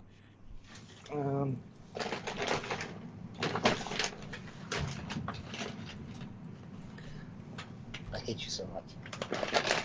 Do you though? For asking such a question. Do you though? I mean, that's the real question. Does he? I don't think he does though. Just so everyone knows. I think he's. The dust is pretty thick on it. Let's put it that way. What the fuck is this house? We have fun on this channel. We do. We do. So I don't know where we are in the $20 range because I don't know where you set it. I said it after Plan B, so we've got €5. So $15 away.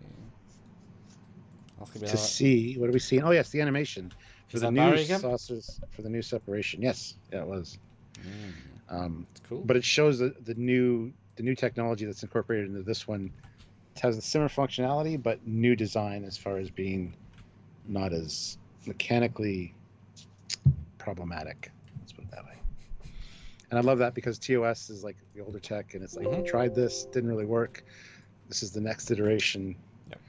So we had too many flat tires, but in spaceship terms. Yeah. We did some new stuff. Videographer 7, Stuart, are you modeling this yourself? I wish. No. Do you though? Do you know how many hours modeling is? I know, but I would be having fun with this. I got to actually learn 3D modeling. I've said, take that course Do the learning, and then you can be the modeler. I can be the animator. Boom, boom, boom. Speaking of, is Matt Boardman still here? Because he was excited to watch this one. And he's So disappointed now. probably. 131 likes. Let's get 9 more likes. 140 Yeah. likes would be great. Yes. Yeah, another $15, and we'll get that animation, which is really good. I like that animation. And I'd forgotten that existed. Me too, because I didn't know in the first place. And I'll tell you what, I was doing another ship today. So if we can get another 50 before the end, so mark the calendar, which includes a 20, so we're almost there. And I will give you guys a genuine first look. I think you showed some refit stuff before on previous. Oh. I had a beep. That's weird. Okay, and that was Adobe. Go away, Adobe. Yeah, no, I've got a ship that I can show genuine first look on. Another TOS one that is similar to how you've done it. So it's a kit bash or a concept, but having to redesign it. And so I can show another TOS ship, and you can tell me what you think. Live on Trekyards. I really want to show this animation because I like the new separation. It's again, it's mechanically involved, but it's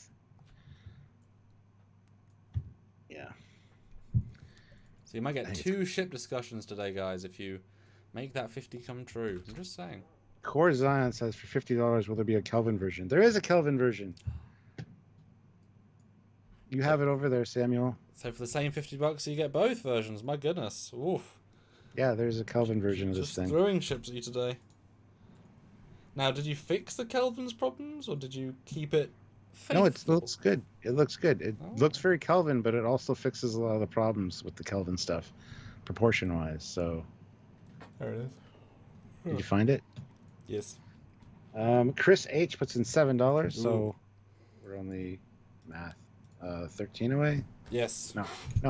We're 7 15 away. away. Yeah. Yes. Looks fantastic. Keep up the good work, both of you. Thank you. And Wayne asks, how's it going? How's it going, Stuart? It's going well. How are you, Wayne? A fly through the shuttleway is very cool, but even worse than a huge bridge, as cubic feet are very important in the space vessel. Yes. But like I said, the bridge is too big, but it also takes up more decks than, so it's kind of, it can be wider circumference-wise because it goes under the dome, like the dome goes, you know what I mean? Well, it's also, I mean, you say that, but, and you did address this earlier. 3 were made, and then obviously the exceptions to the other ships. No one thinks this is a ship of the line, like, to be mass produced. So the ship designers know they're wasting a lot of space compared to other ships because it's for a function. It is the ship that does sacrifice its space to make a massive ass hangar bay so that your colony doesn't have to. You need these ones, you know? Put it this way, it has a lot less crew complement than a Connie as well. It's like 200 and some odd crew, because it's like half of the Connie, because a lot of that is dedicated to the fly-through shuttle bay. I mean, there's not many quarters in the secondary hull at all or anything like that, but there's a lot of recreational stuff in the Connie, which is gone from this one. But the saucer also has those built-in torpedo tubes, built-in deflector, so that takes up a lot of room. So there's not as many quarters in this one. So Sean Corpier, $5. I'd be interested to see Trekyards design your own Defiant class. That'd be great. How do you design a Defiant class? Like well, I think you mean something the same size, but well, Sean, clarify. I'm kind of slightly confused because if you say redesign, I mean it's pretty great. I'm not sure how you would change it much, to be fair. And if you mean a ship of a similar, like, what it can do, maybe, but that's hard. Evil Hound puts in $4, so we hit our goal for that. So. Okay, let's play some. Well, it's set up for us. What are we about to watch? We're about to watch the new and improved saucer separation for the Refit Foley class. It is mechanically involved like the other one, but it's a lot more logistically valid, I guess. And when it's actually connected to when the middle strut connects to the saucer, it actually feels a lot bulkier and a lot better, a lot more structurally stable. But yeah, you'll see it here. So, videographer $7, $10. Okay, let's see it. I think that gets the JJ prize as well. And the JJ prize, you'll see the version of that. Yeah. Now we're doing a reverse separation. Because I can just play it backwards and you get 2 animations for the price of 1. Yeah. But when it pulls away, you can see like it's very bulky at the connection point, which I think is a lot better than the Mark II version, because the Mark II feels weak there, and that's always been a problem with that design that I could never really fix. But yeah, and the way the way it actually, I like how the impulse engines feel, the way they're split, but still feel appropriately proportioned.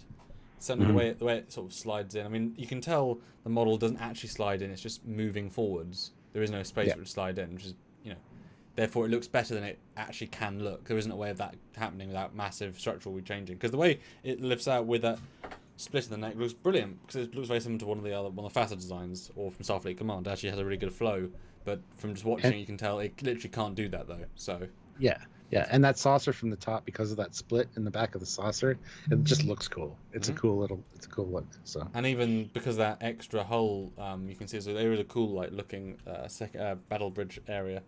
Although the problem with this one is that you've taken away a massive structural problem by introducing a tiny frickin' flimsy little ass door and a tiny thin, emergency ramp looking bullshit, which is just like, I mean, that's just even more spindly. Replace one big mechanical for 2 spindly mechanicals, Stuart. So it's probably modern tech. It's advanced tech from TOS, so it can be skinnier and spindlier, and there's not many ways to get around this. Getting that third nacelle up to that without attaching it to it. Yep. That's the problem, and I don't want it to be a Federation class, just reimagined, or Ascension class in the case of the refit. So. Area 51, $5. Can't wait to see the refit version when it's all done. Great design. Thank you so much, Area 51. Yeah, but it's cool. It's well timed, this animation. That was kind of cool. But as promised, we can show the JJ version of the Foley class. So talk about the story, about the history of this design, then, Stuart. What happened? I had nothing to do with this. Somebody made this for me and sent it to me. I have no idea who. And I'm like, that looks pretty cool. Cool, thank you. I would never in a million years imagine making a Kelvin version of my ship. Well, Stuart, put on your Kelvin hat. You've got 2 minutes. Invent a backstory for it that sounds awesome. Go!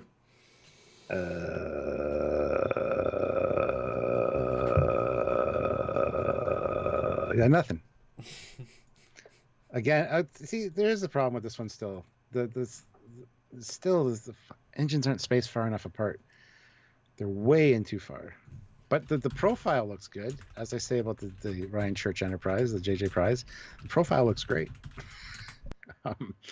But yeah, this was just basically quickly thrown together, and it is what it is. I don't know. The nacelles are too big from the front as well.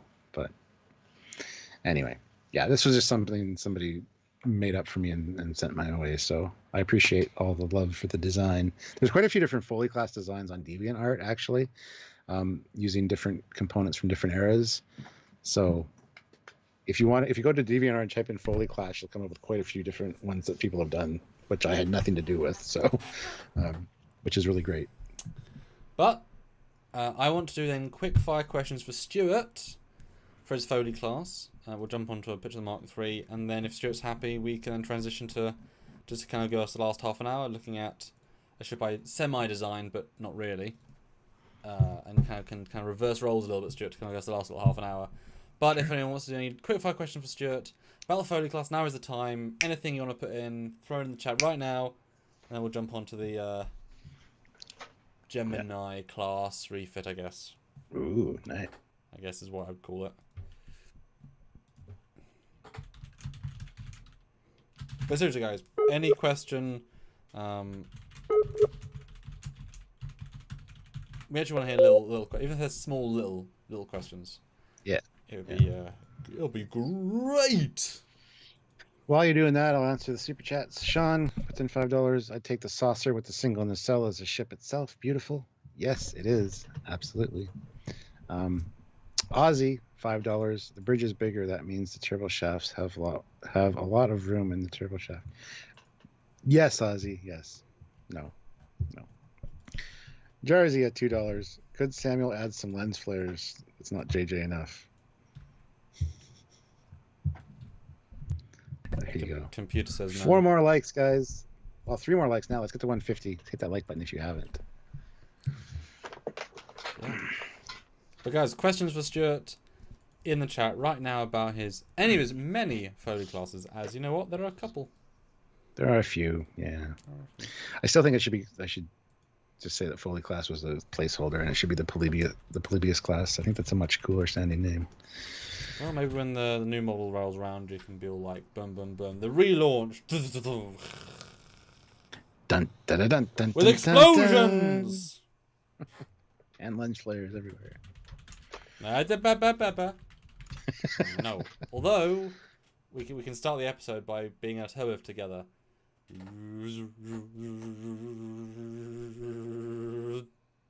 Deck 2. No, I said deck 1. Thank you. God, that took so long. You're like, can Matt, you just get... Matt asks, what program was the bridge built in? I don't know. I'd have to ask Simon Marino. Because he's the one that did it for me. So I think he does it in Blender. I think he does too. Yeah. Yeah. And that was an earlier Blender, because that was like a couple of years ago. And Matt, I'm looking forward to hearing your thoughts on this when this is all over. Sean, $5. When will you make it all sovereignty? LOL. That's a good question. Actually, the sovereign would be pretty easy to do the fully class version of. Just the way the secondary hull is and how it lines up with the saucer, you could easily just... Yeah. So are there any questions there, Stuart, for your... Now's the time to ask, guys. Dystopian guy, could you detach part of the upper drive section and neck with the saucer?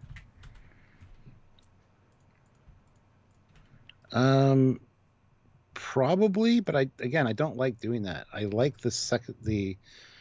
I mean, some of the neck maybe on the bottom would look okay on that other ship. But I like having the neck on the secondary hull as a standalone ship. I think it looks really great. So There's certainly design things where at a certain point you just like it yourself, and so I know some people don't like Horizon's wing-mounted warp drives. It's like, I've got reasons for them. I like them. Yeah, I think they're great. I like them too. But if someone doesn't like them, it's like, okay. You can't make everybody happy. People are always gonna. Yes. Yeah, you'll never make everybody happy with any design. So I'm not so worried about that, you know? Yeah. How much time would be estimated for the transfer of the third nacelle between the secondary hull and the saucer section? For the Foley class, probably about 30 seconds to a minute. Pretty quick. So, but yeah. Cool.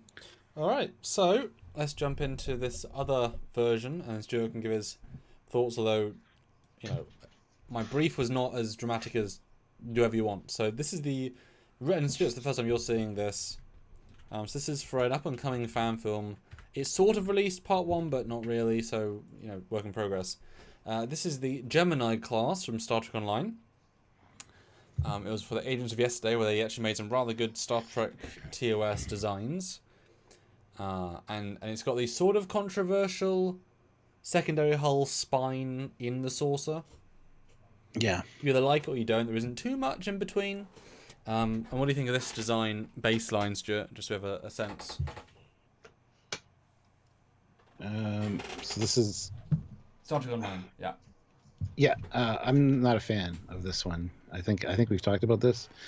It's got the Constellation class, you know, 4 nacelle thing going on, but I do not like the big barrel in the middle of the saucer. And also the placement of the registry as a result of that. It just bugs me so much. So, not really a fan. So I see what they're going for, and I see potential. But... Yeah, it's also limited, and you can even see the saucer. Each of those like panel lines, the saucer, you can see the hull is segmented into like a slight angle. It's not smooth, and you can kind of, you know, it's a low poly model with nice texturing for a game. It's all good. It's the game, right? And so my brief was he didn't want to use a TOS Connie, the director. Didn't want to use the Dreadnought because that was how they started, but the other team took over. He wanted this design. I said to him, Frank, look, I could just do this design, or I can make it hero ship, because this was what one of 7 ships that TOS did, Stowe did. It got no more love than any other ones. It's just one of the many ships, and it's great for what it is. It wasn't given hero treatment, nor form follows function approach. And so this is what we turned it into over the course of quite a few design iterative steps. And I'll brighten it a little bit, although it sort of ruins the texturing a little bit, but let me know what you think of this in comparison. As you know, I'm delayed on this end, so I'm waiting. Oh, there we go. Ooh. Okay, it automatically feels better. Did you extend the nose or the barrel thing out? You tell me. You tell me. Like, what? I think so. I mean, and also the curves on the saucer feel better. They feel more, you know. Other than that, I mean, the back looks, you know, pretty much the same as far as proportions go. Super different, but we'll get there, don't worry. Well, I can't flip them back and forth. I know. Oh, well, I can. Bloop. Bloop. Bloop. Bloop. Bloop, bloop, bloop. I'm still waiting here. Bloop, bloop, bloop, bloop. Bloop. Bloop. Bloop.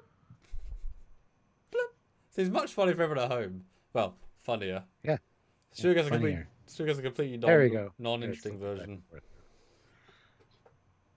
Yeah, something just feels a lot better about yours. I like the side parts you made beside the barrel. They feel better than the Star Trek Online version. Definitely the color palette's better. Yeah, I don't know. It's just, it feels a lot better. You also got rid of this registry on the side of the saucer. I refused, in any ship I refuse to do that. I'm just not going to do it. I'm sorry. It doesn't work. It doesn't make sense. You fix the design so you have space in the front.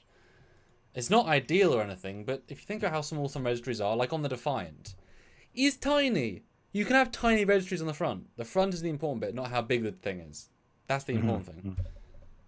Yeah. No, it looks good. So one of the big things we did is we shrank it a lot, actually. Okay. The other design has 2 windows in the saucer and lots of other windows. Mine's a single ring saucer. I think it's probably only got 6 decks. It's actually pretty small compared to a Connie, because they wanted it to feel unique, and so losing all of that scale, suddenly when you get close to the ship, you see inside a window. You're actually seeing inside a window. You're not seeing an abstract, oval is a window. You really get a sense for it, and it suddenly like grounds it, I think, a ton. And I know people are probably asking, what on earth are those blue things on the hull? Stuart. Let me enlarge it. It's not really... No, I mean you meant to ask me all those blue things on the hull. Oh, Samuel. Yes, hi, Stuart. Is that where the dots come out of? You ruined it. You ruined it so much. What are those blue things on? What are those? There you go. I'd buy that as sarcasm for $1. No, so that was a weird one. That is, I will spoil it, but I don't really understand it fully, so it's not really a spoiler. It's part of a temporal drive, but not really. And I like, as much as I understand, it hasn't got a time drive as much as it can pause time within the bounds of the vessel. So it can freeze itself in time, which is technically time travel, but only one way, and you're sacrificing your own existence in that time. So they would polarize the hull and pull it out of time temporal sync.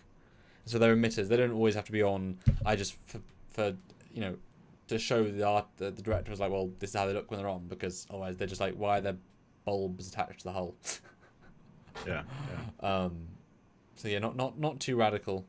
But let's show a different view though, unless you got some other super chats, because I've got 2 other views. Well, Jarzia, $2 makes me think of older MiG jets.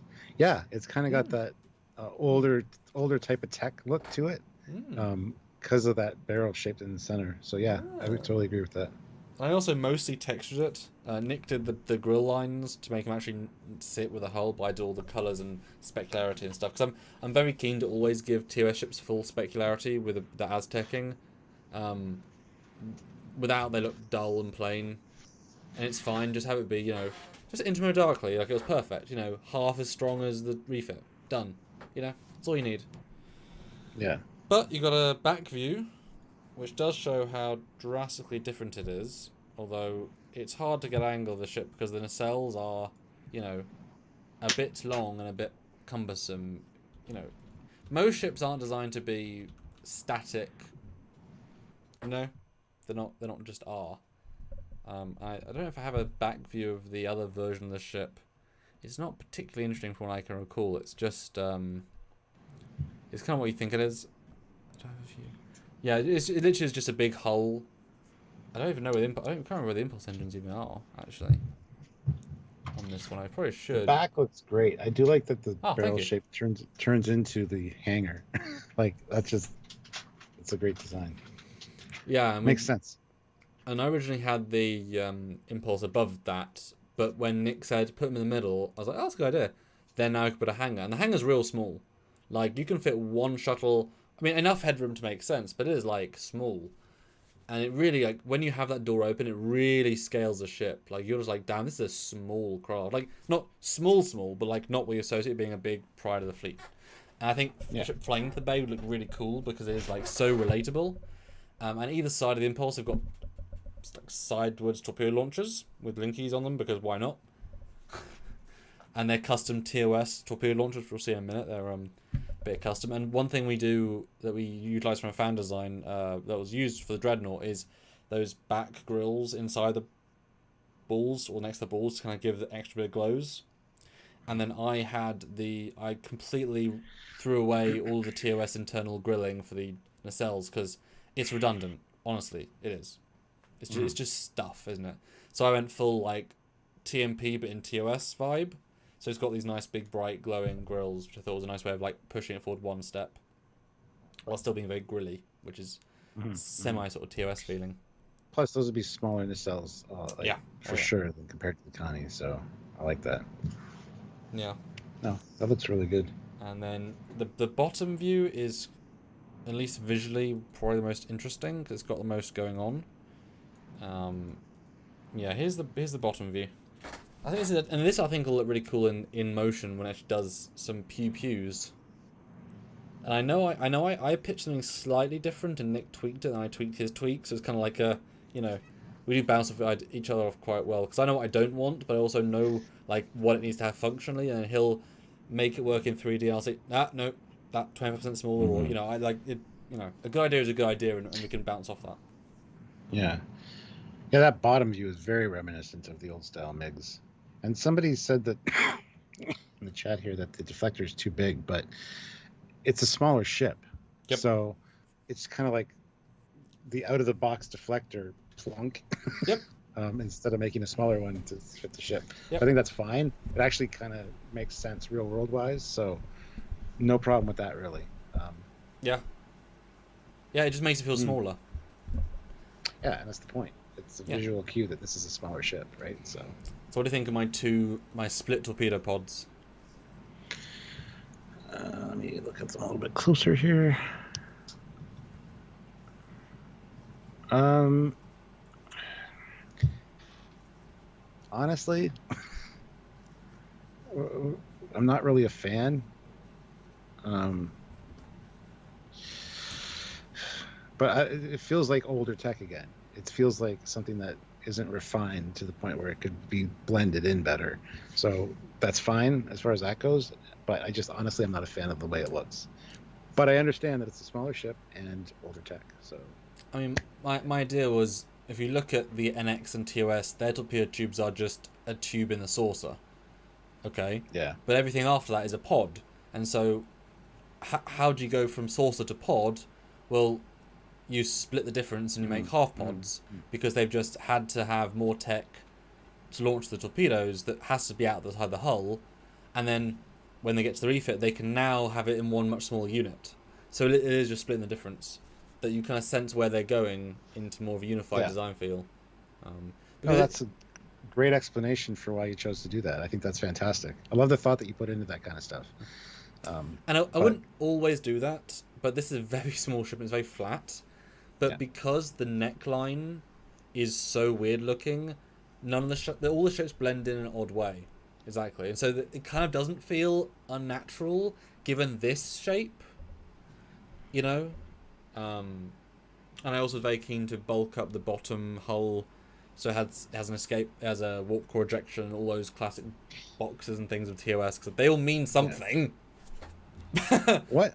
Yeah, they absolutely do. Yeah. The one thing that I would honestly like to see for this design to make it just a tad better is the cells just brought forward a little bit, like the struts angle forward just a little bit. So from the side, the top struts or the top nacelles would be back a little further. Might make it look a little more interesting visually. I mean, yeah. Just an idea. That's kind of something I would Well, like to see. But I mean, certainly, as with all these things, if I was actually designing it for myself, I might change more. yeah, I obviously changed quite a bit already. yeah, absolutely. Yeah, But not really. Like, it's that very fine balance of client wanted one strip. I said, "Can I do it better?" And it was like, "Yes." I was like, "Okay, good, thanks."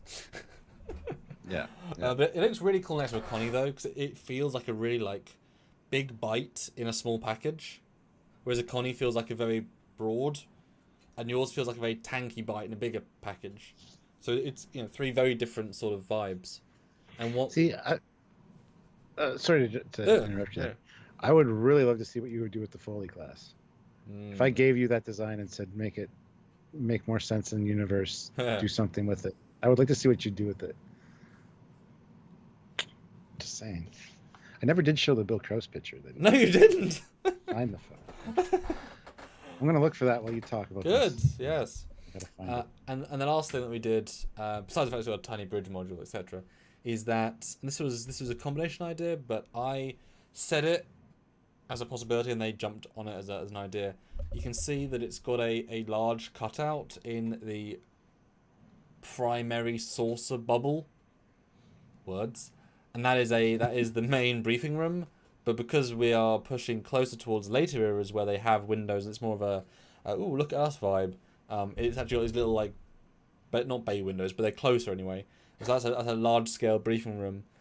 I do think if they'd had budget in TOS, would have actually had stars in the briefing room. I think in retrospect it feels like a very closed room where I think it would have been open. And so we kind of did that in here. Although in concept I wanted one thing, but when you physically get them, because again limited by the shapes that have to be there, the whole thing is a beautiful curved bubble shape. So to put flat windows and a curve and have the room be flat, that's how it has to look.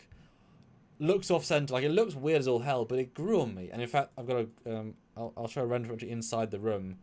As soon as I saw that, I was like, ooh, that I know why you've done it, because from inside the room it looks great. But that's not how anyone's going to see it. But that's how everyone inside the ship's going to see it. That's the irony. Like, it doesn't matter how it looks on the outside, really, because everyone's in the inside of the ship, working on the inside of the ship. Which is not what you think about, really, is it? How it should look from the inside, because that's how everyone uses it. Let me just find that. I need to find it off. Okay, I think the Bill Krause picture is on my phone, so I'm going to find it on my phone and then send it to you. Excellent. Because I have more pictures of the Foley class on my phone than I do on my computer. I got to transfer these. I mean, some of us have a porn folder, and some people have the Foley I do class too. folder. Don't worry. Well. Now, this picture was rendered when the bay window was about 30% bigger, so it is now out of proportion. But you can see conceptually how it looks very domey from one view, but as soon as you jump inside the actual ship, it actually kind of balances itself out. Like I said, we did shrink the windows by about, a lot. So that's actually how the briefing room originally looked. Take a look at that when it pops up, and let me have a look. What have you guys been saying? Oh, Matt Borman, what cracked you up? What did I say? I was when you were switching between pictures and it was delayed. Oh, yeah. So Thanks, ThinkPad. Appreciate it. Yes, the barrel thing is weird. oh, that briefing room looks good. It actually ties in with TOS and Discovery a little bit. Just saying, looks kind of Discovery. Yeah, but it's cool though, by having the windows. Like I think it looks Yeah. like a normal room, but it's on a massive curve because the room's the important thing. And like I say, bay windows are about 40% smaller. But yeah, that's a ye old Samuel design that I, well, enhanced. Let's not say design, because it was still based off this, and I wouldn't even think of designing this ship. You know, just taking a thing and heroizing it, which is kind of a jigsaw process, because it's just about, well, if it's missing 19 elements, just once you put them back in, it looks more real. I wonder why, you know. Yeah. No, you do definitely do good work with designs and bringing them into more realistic kind of vibe. Thank you. In universe, so. Zach says, I always wonder what the white dome at the bottom of the saucer is. It's the lower planetary sensor dome. It's dedicated for scanning planets and things underneath the ship. Because a lot of the time they do surveys. So it's very important for that. Come on. Where Emmett, the hell is it? it is the Gemini class. Like, and you can fly the original in Star Trek 9 right now. Well, probably pay for it, but apart from the paying for it part, you can probably fly it right now. And this is nice because you know, I'm commissioned to do these things, which is great, and then you get to see them in fan films because that's the purpose of it. And so you're gonna get to see this. You're gonna get to see this in a film soon, and they're gonna do their time drive eventually. But we'll see it. Yeah, we'll see it fly by itself. We'll see it in motion. I've obviously not really used it in motion, so I've no real idea how it looks. Well, I can show animation actually from Dreadnought Dominion, which featured this in their last episode called Passenger's Baggage.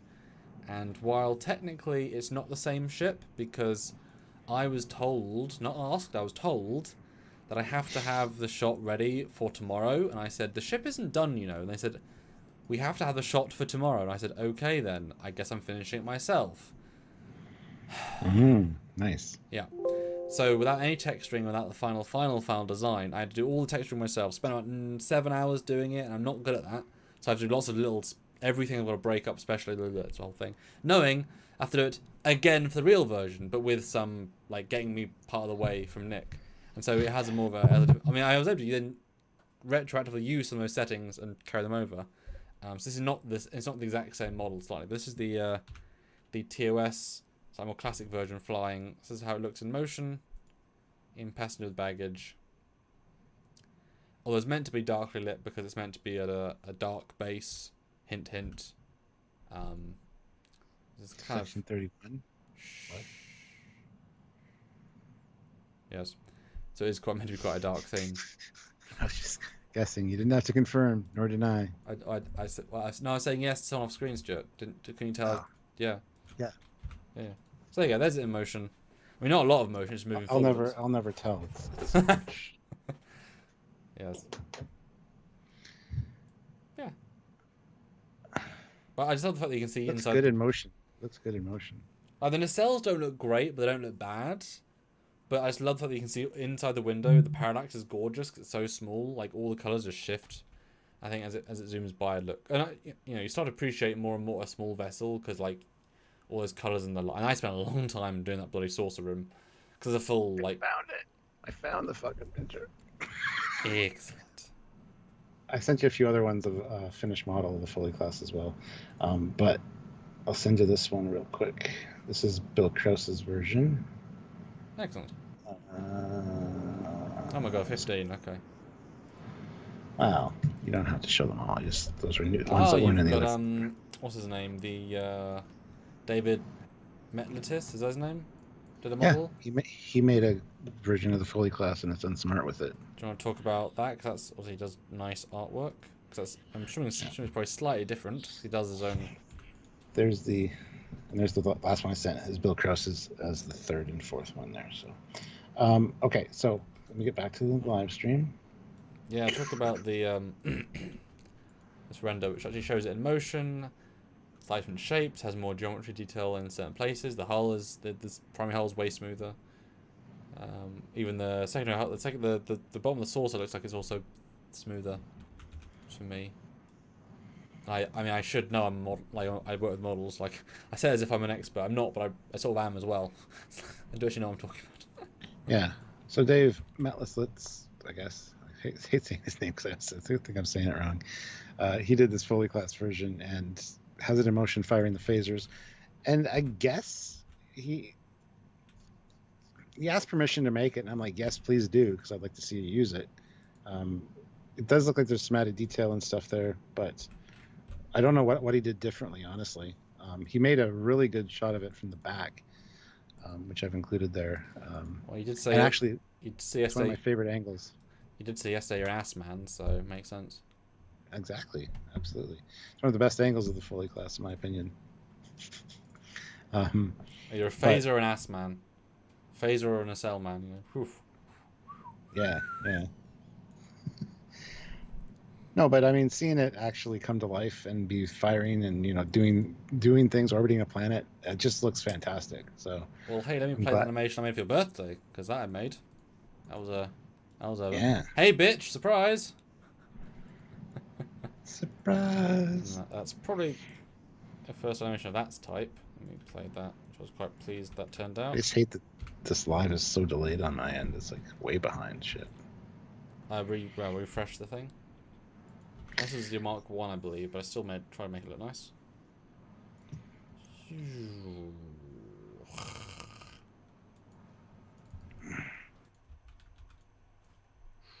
Oh yes, you've got the I forgot about that. You've got the docking port at the bottom back of the neck. Yeah, there we go. Now I'm caught up. So there's it in motion, guys. Looks good. Doing some motioning.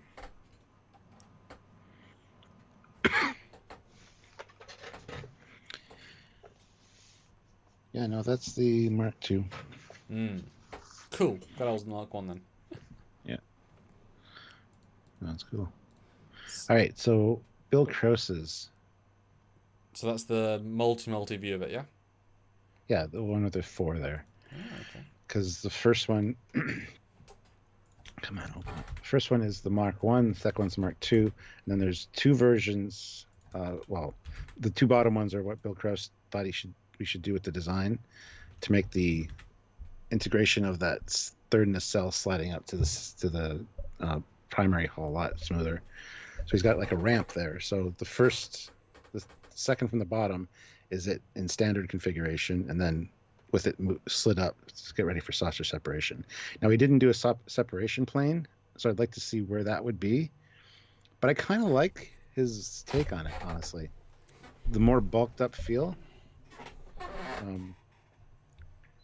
So I don't know. That's what he would do with it, and he's kind of brilliant. So yeah.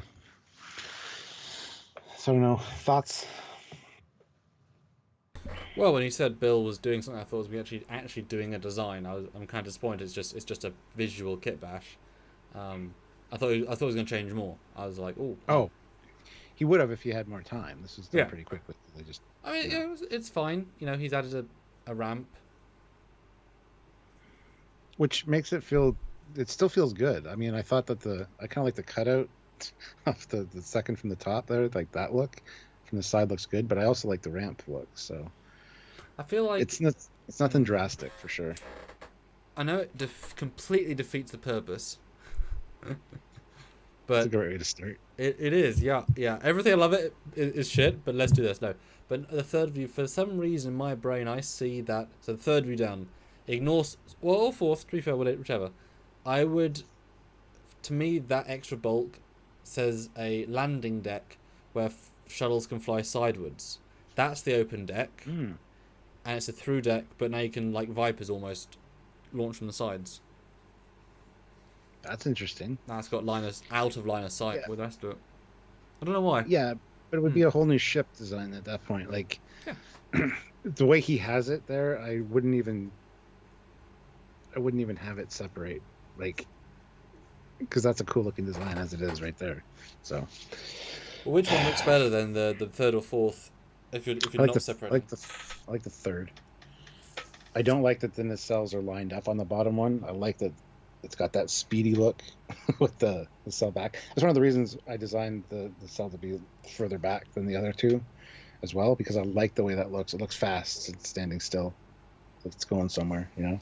I would hybridize. I wouldn't. It looks too out of place. The third view, but you're right. The fourth looks.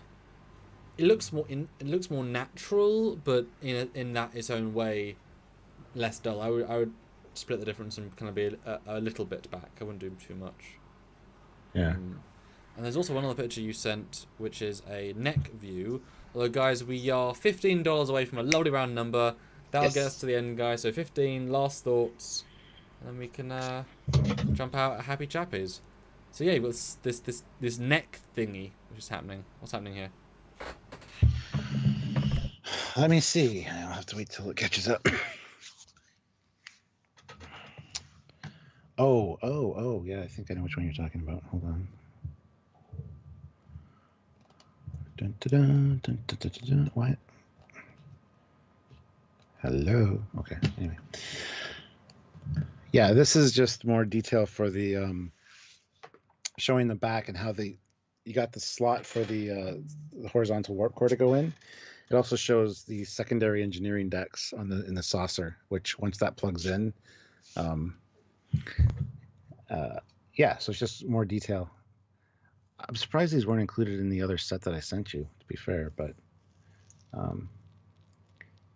and we actually have some detailed dystopian guy has done some details of inside of those rooms as well, so you can kind of get a feel for what's in there. So we got observation and special function deck. Special function is, of course, the movement of the thing up the ramp.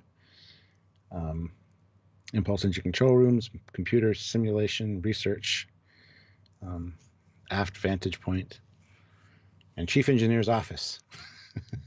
So, yeah, nice little touches. Very important, I was trying to say. Nice. Yeah. Well, there you go, So Stuart. a lot of thought and stuff has been put into it by a lot of people, so I want to thank everybody. And Dystopian Guy is here. He's in the chat, so thank you so much to him. Barry Chapman, Cal Schnatz, everybody who contributed. Oh, and any word on the technical manual from Cal?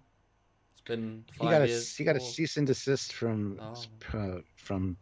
CBS and scared the shit out of him, so he just hasn't done anything Star Trek related ever since. I thought it was licensed, though. Oh. Well, that's the story. Kind of disappointing, but it is what it is. Yes. Oh, $9, guys. $9. Matt Boardman, $5. Does a high-res version of the Foley class exist? No. I also need, as I said, a watertight version that I can upload to Shapeways so that you guys can buy one. Because I would like to get this into people's hands. So, end of the Mark III that's on screen right now, because I love that design so much better. Well, why wouldn't you do that version then rather than Mark II? Well, actually, the Mark II would be the Foley class. Let's make the Mark III the Polybius class. There you go. Problem solved. There you go. Yeah. Because it's different enough of a design that it gets its own class name. So there you go. It's only more integrated for sure. Clearly, yeah. Obviously. No, it's fun. It's certainly you've had enough time obviously to iteratively think about those little details, and this is a burden we both had on our backs to keep it feeling TOS, and you really can't change that much. You know, I know for my Dreadnought that I did, adding way more function was important.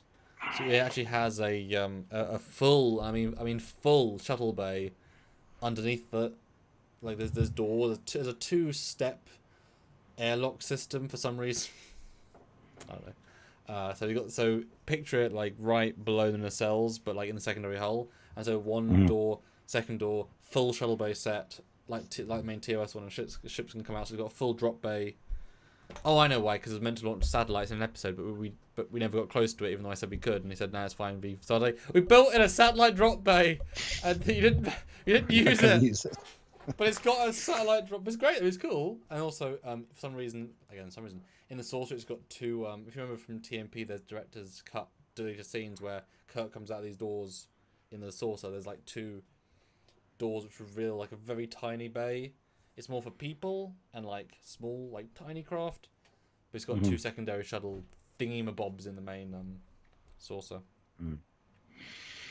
Derek Shannon, €5. It's been fun. Thanks, guys. It has. Thank you so much. Another $5 would be great. And 3 more likes to get to 185. Ooh. So last super chat slot, guys. And like I said, $5 would be great for that. I have also said to you many times, when's your next ship coming? You know, design something fresh, original. You know, I have some ideas. Yeah. Some ideas, but I have a problem drawing them. That's why I should get into 3D modeling, I guess. But anyway. Yeah, that's my kit bash skills have got infinitely better over the last sort of 9 months. I wonder why. Looking at one person, but it's certainly a challenging old thing. But you know, when you can't build shapes, you've got to find shapes and tweak them. It limits you drastically, whereas really, you know, like that Saber class model was built in like 2 hours, I believe, or less. And it's like, I mean, it looks like crap because that's the point, but you know exactly what you're going for and you can refine the shapes. You know, that it's super useful. I wish I could do it. And then certainly simple shapes would be simple enough. I wish. We hit 185 for likes, so thank you. And we got another $5 3 nacelled snipe from Matt Wardman. So thank you, guys. But that's probably a good place to call it. Which way is the third bullet rotating the middle? Like, which way? Good question. Good question. Is there a good answer? No. But thank you, guys. If you haven't seen the new Dreadnought on the Block episode from years ago, where I go through like the whole history and design of the evolution of the ship, by all means, go check that out. And yeah, this was fun to talk about. So hopefully you guys learn more about the Foley class and kind of understand it a bit better as a result. So, and Samuel, good work on your design as well, the Gemini class. Wow, refit. And Nick as well.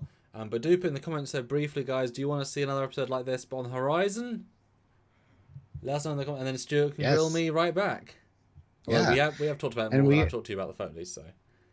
Yeah, I mean, and you know, yesterday was my birthday thing. Today was talking about the Foley class. So after we do Samuel's birthday thing, maybe the next live after that should be about the horizon.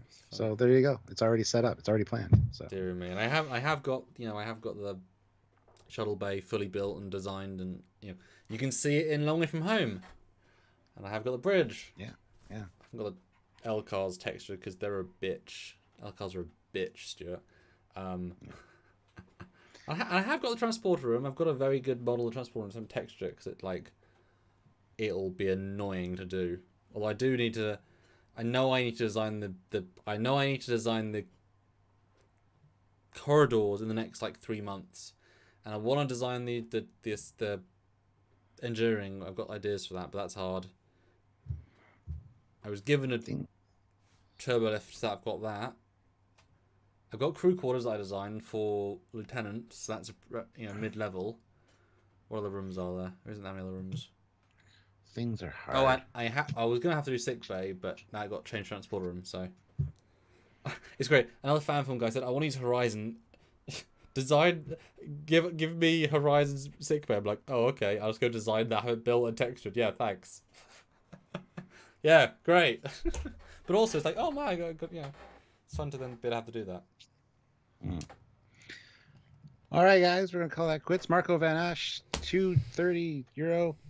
That was fun. See you next time. Well, thank you. Sean puts in $5 with a yes. So for the Horizon class, there you go. Excellent. All right, guys, we'll see you soon. Till then, I'm Captain Foley. I'm Commander Coggins, and that was the Foley. Foley class. Bye, guys. Bye, guys.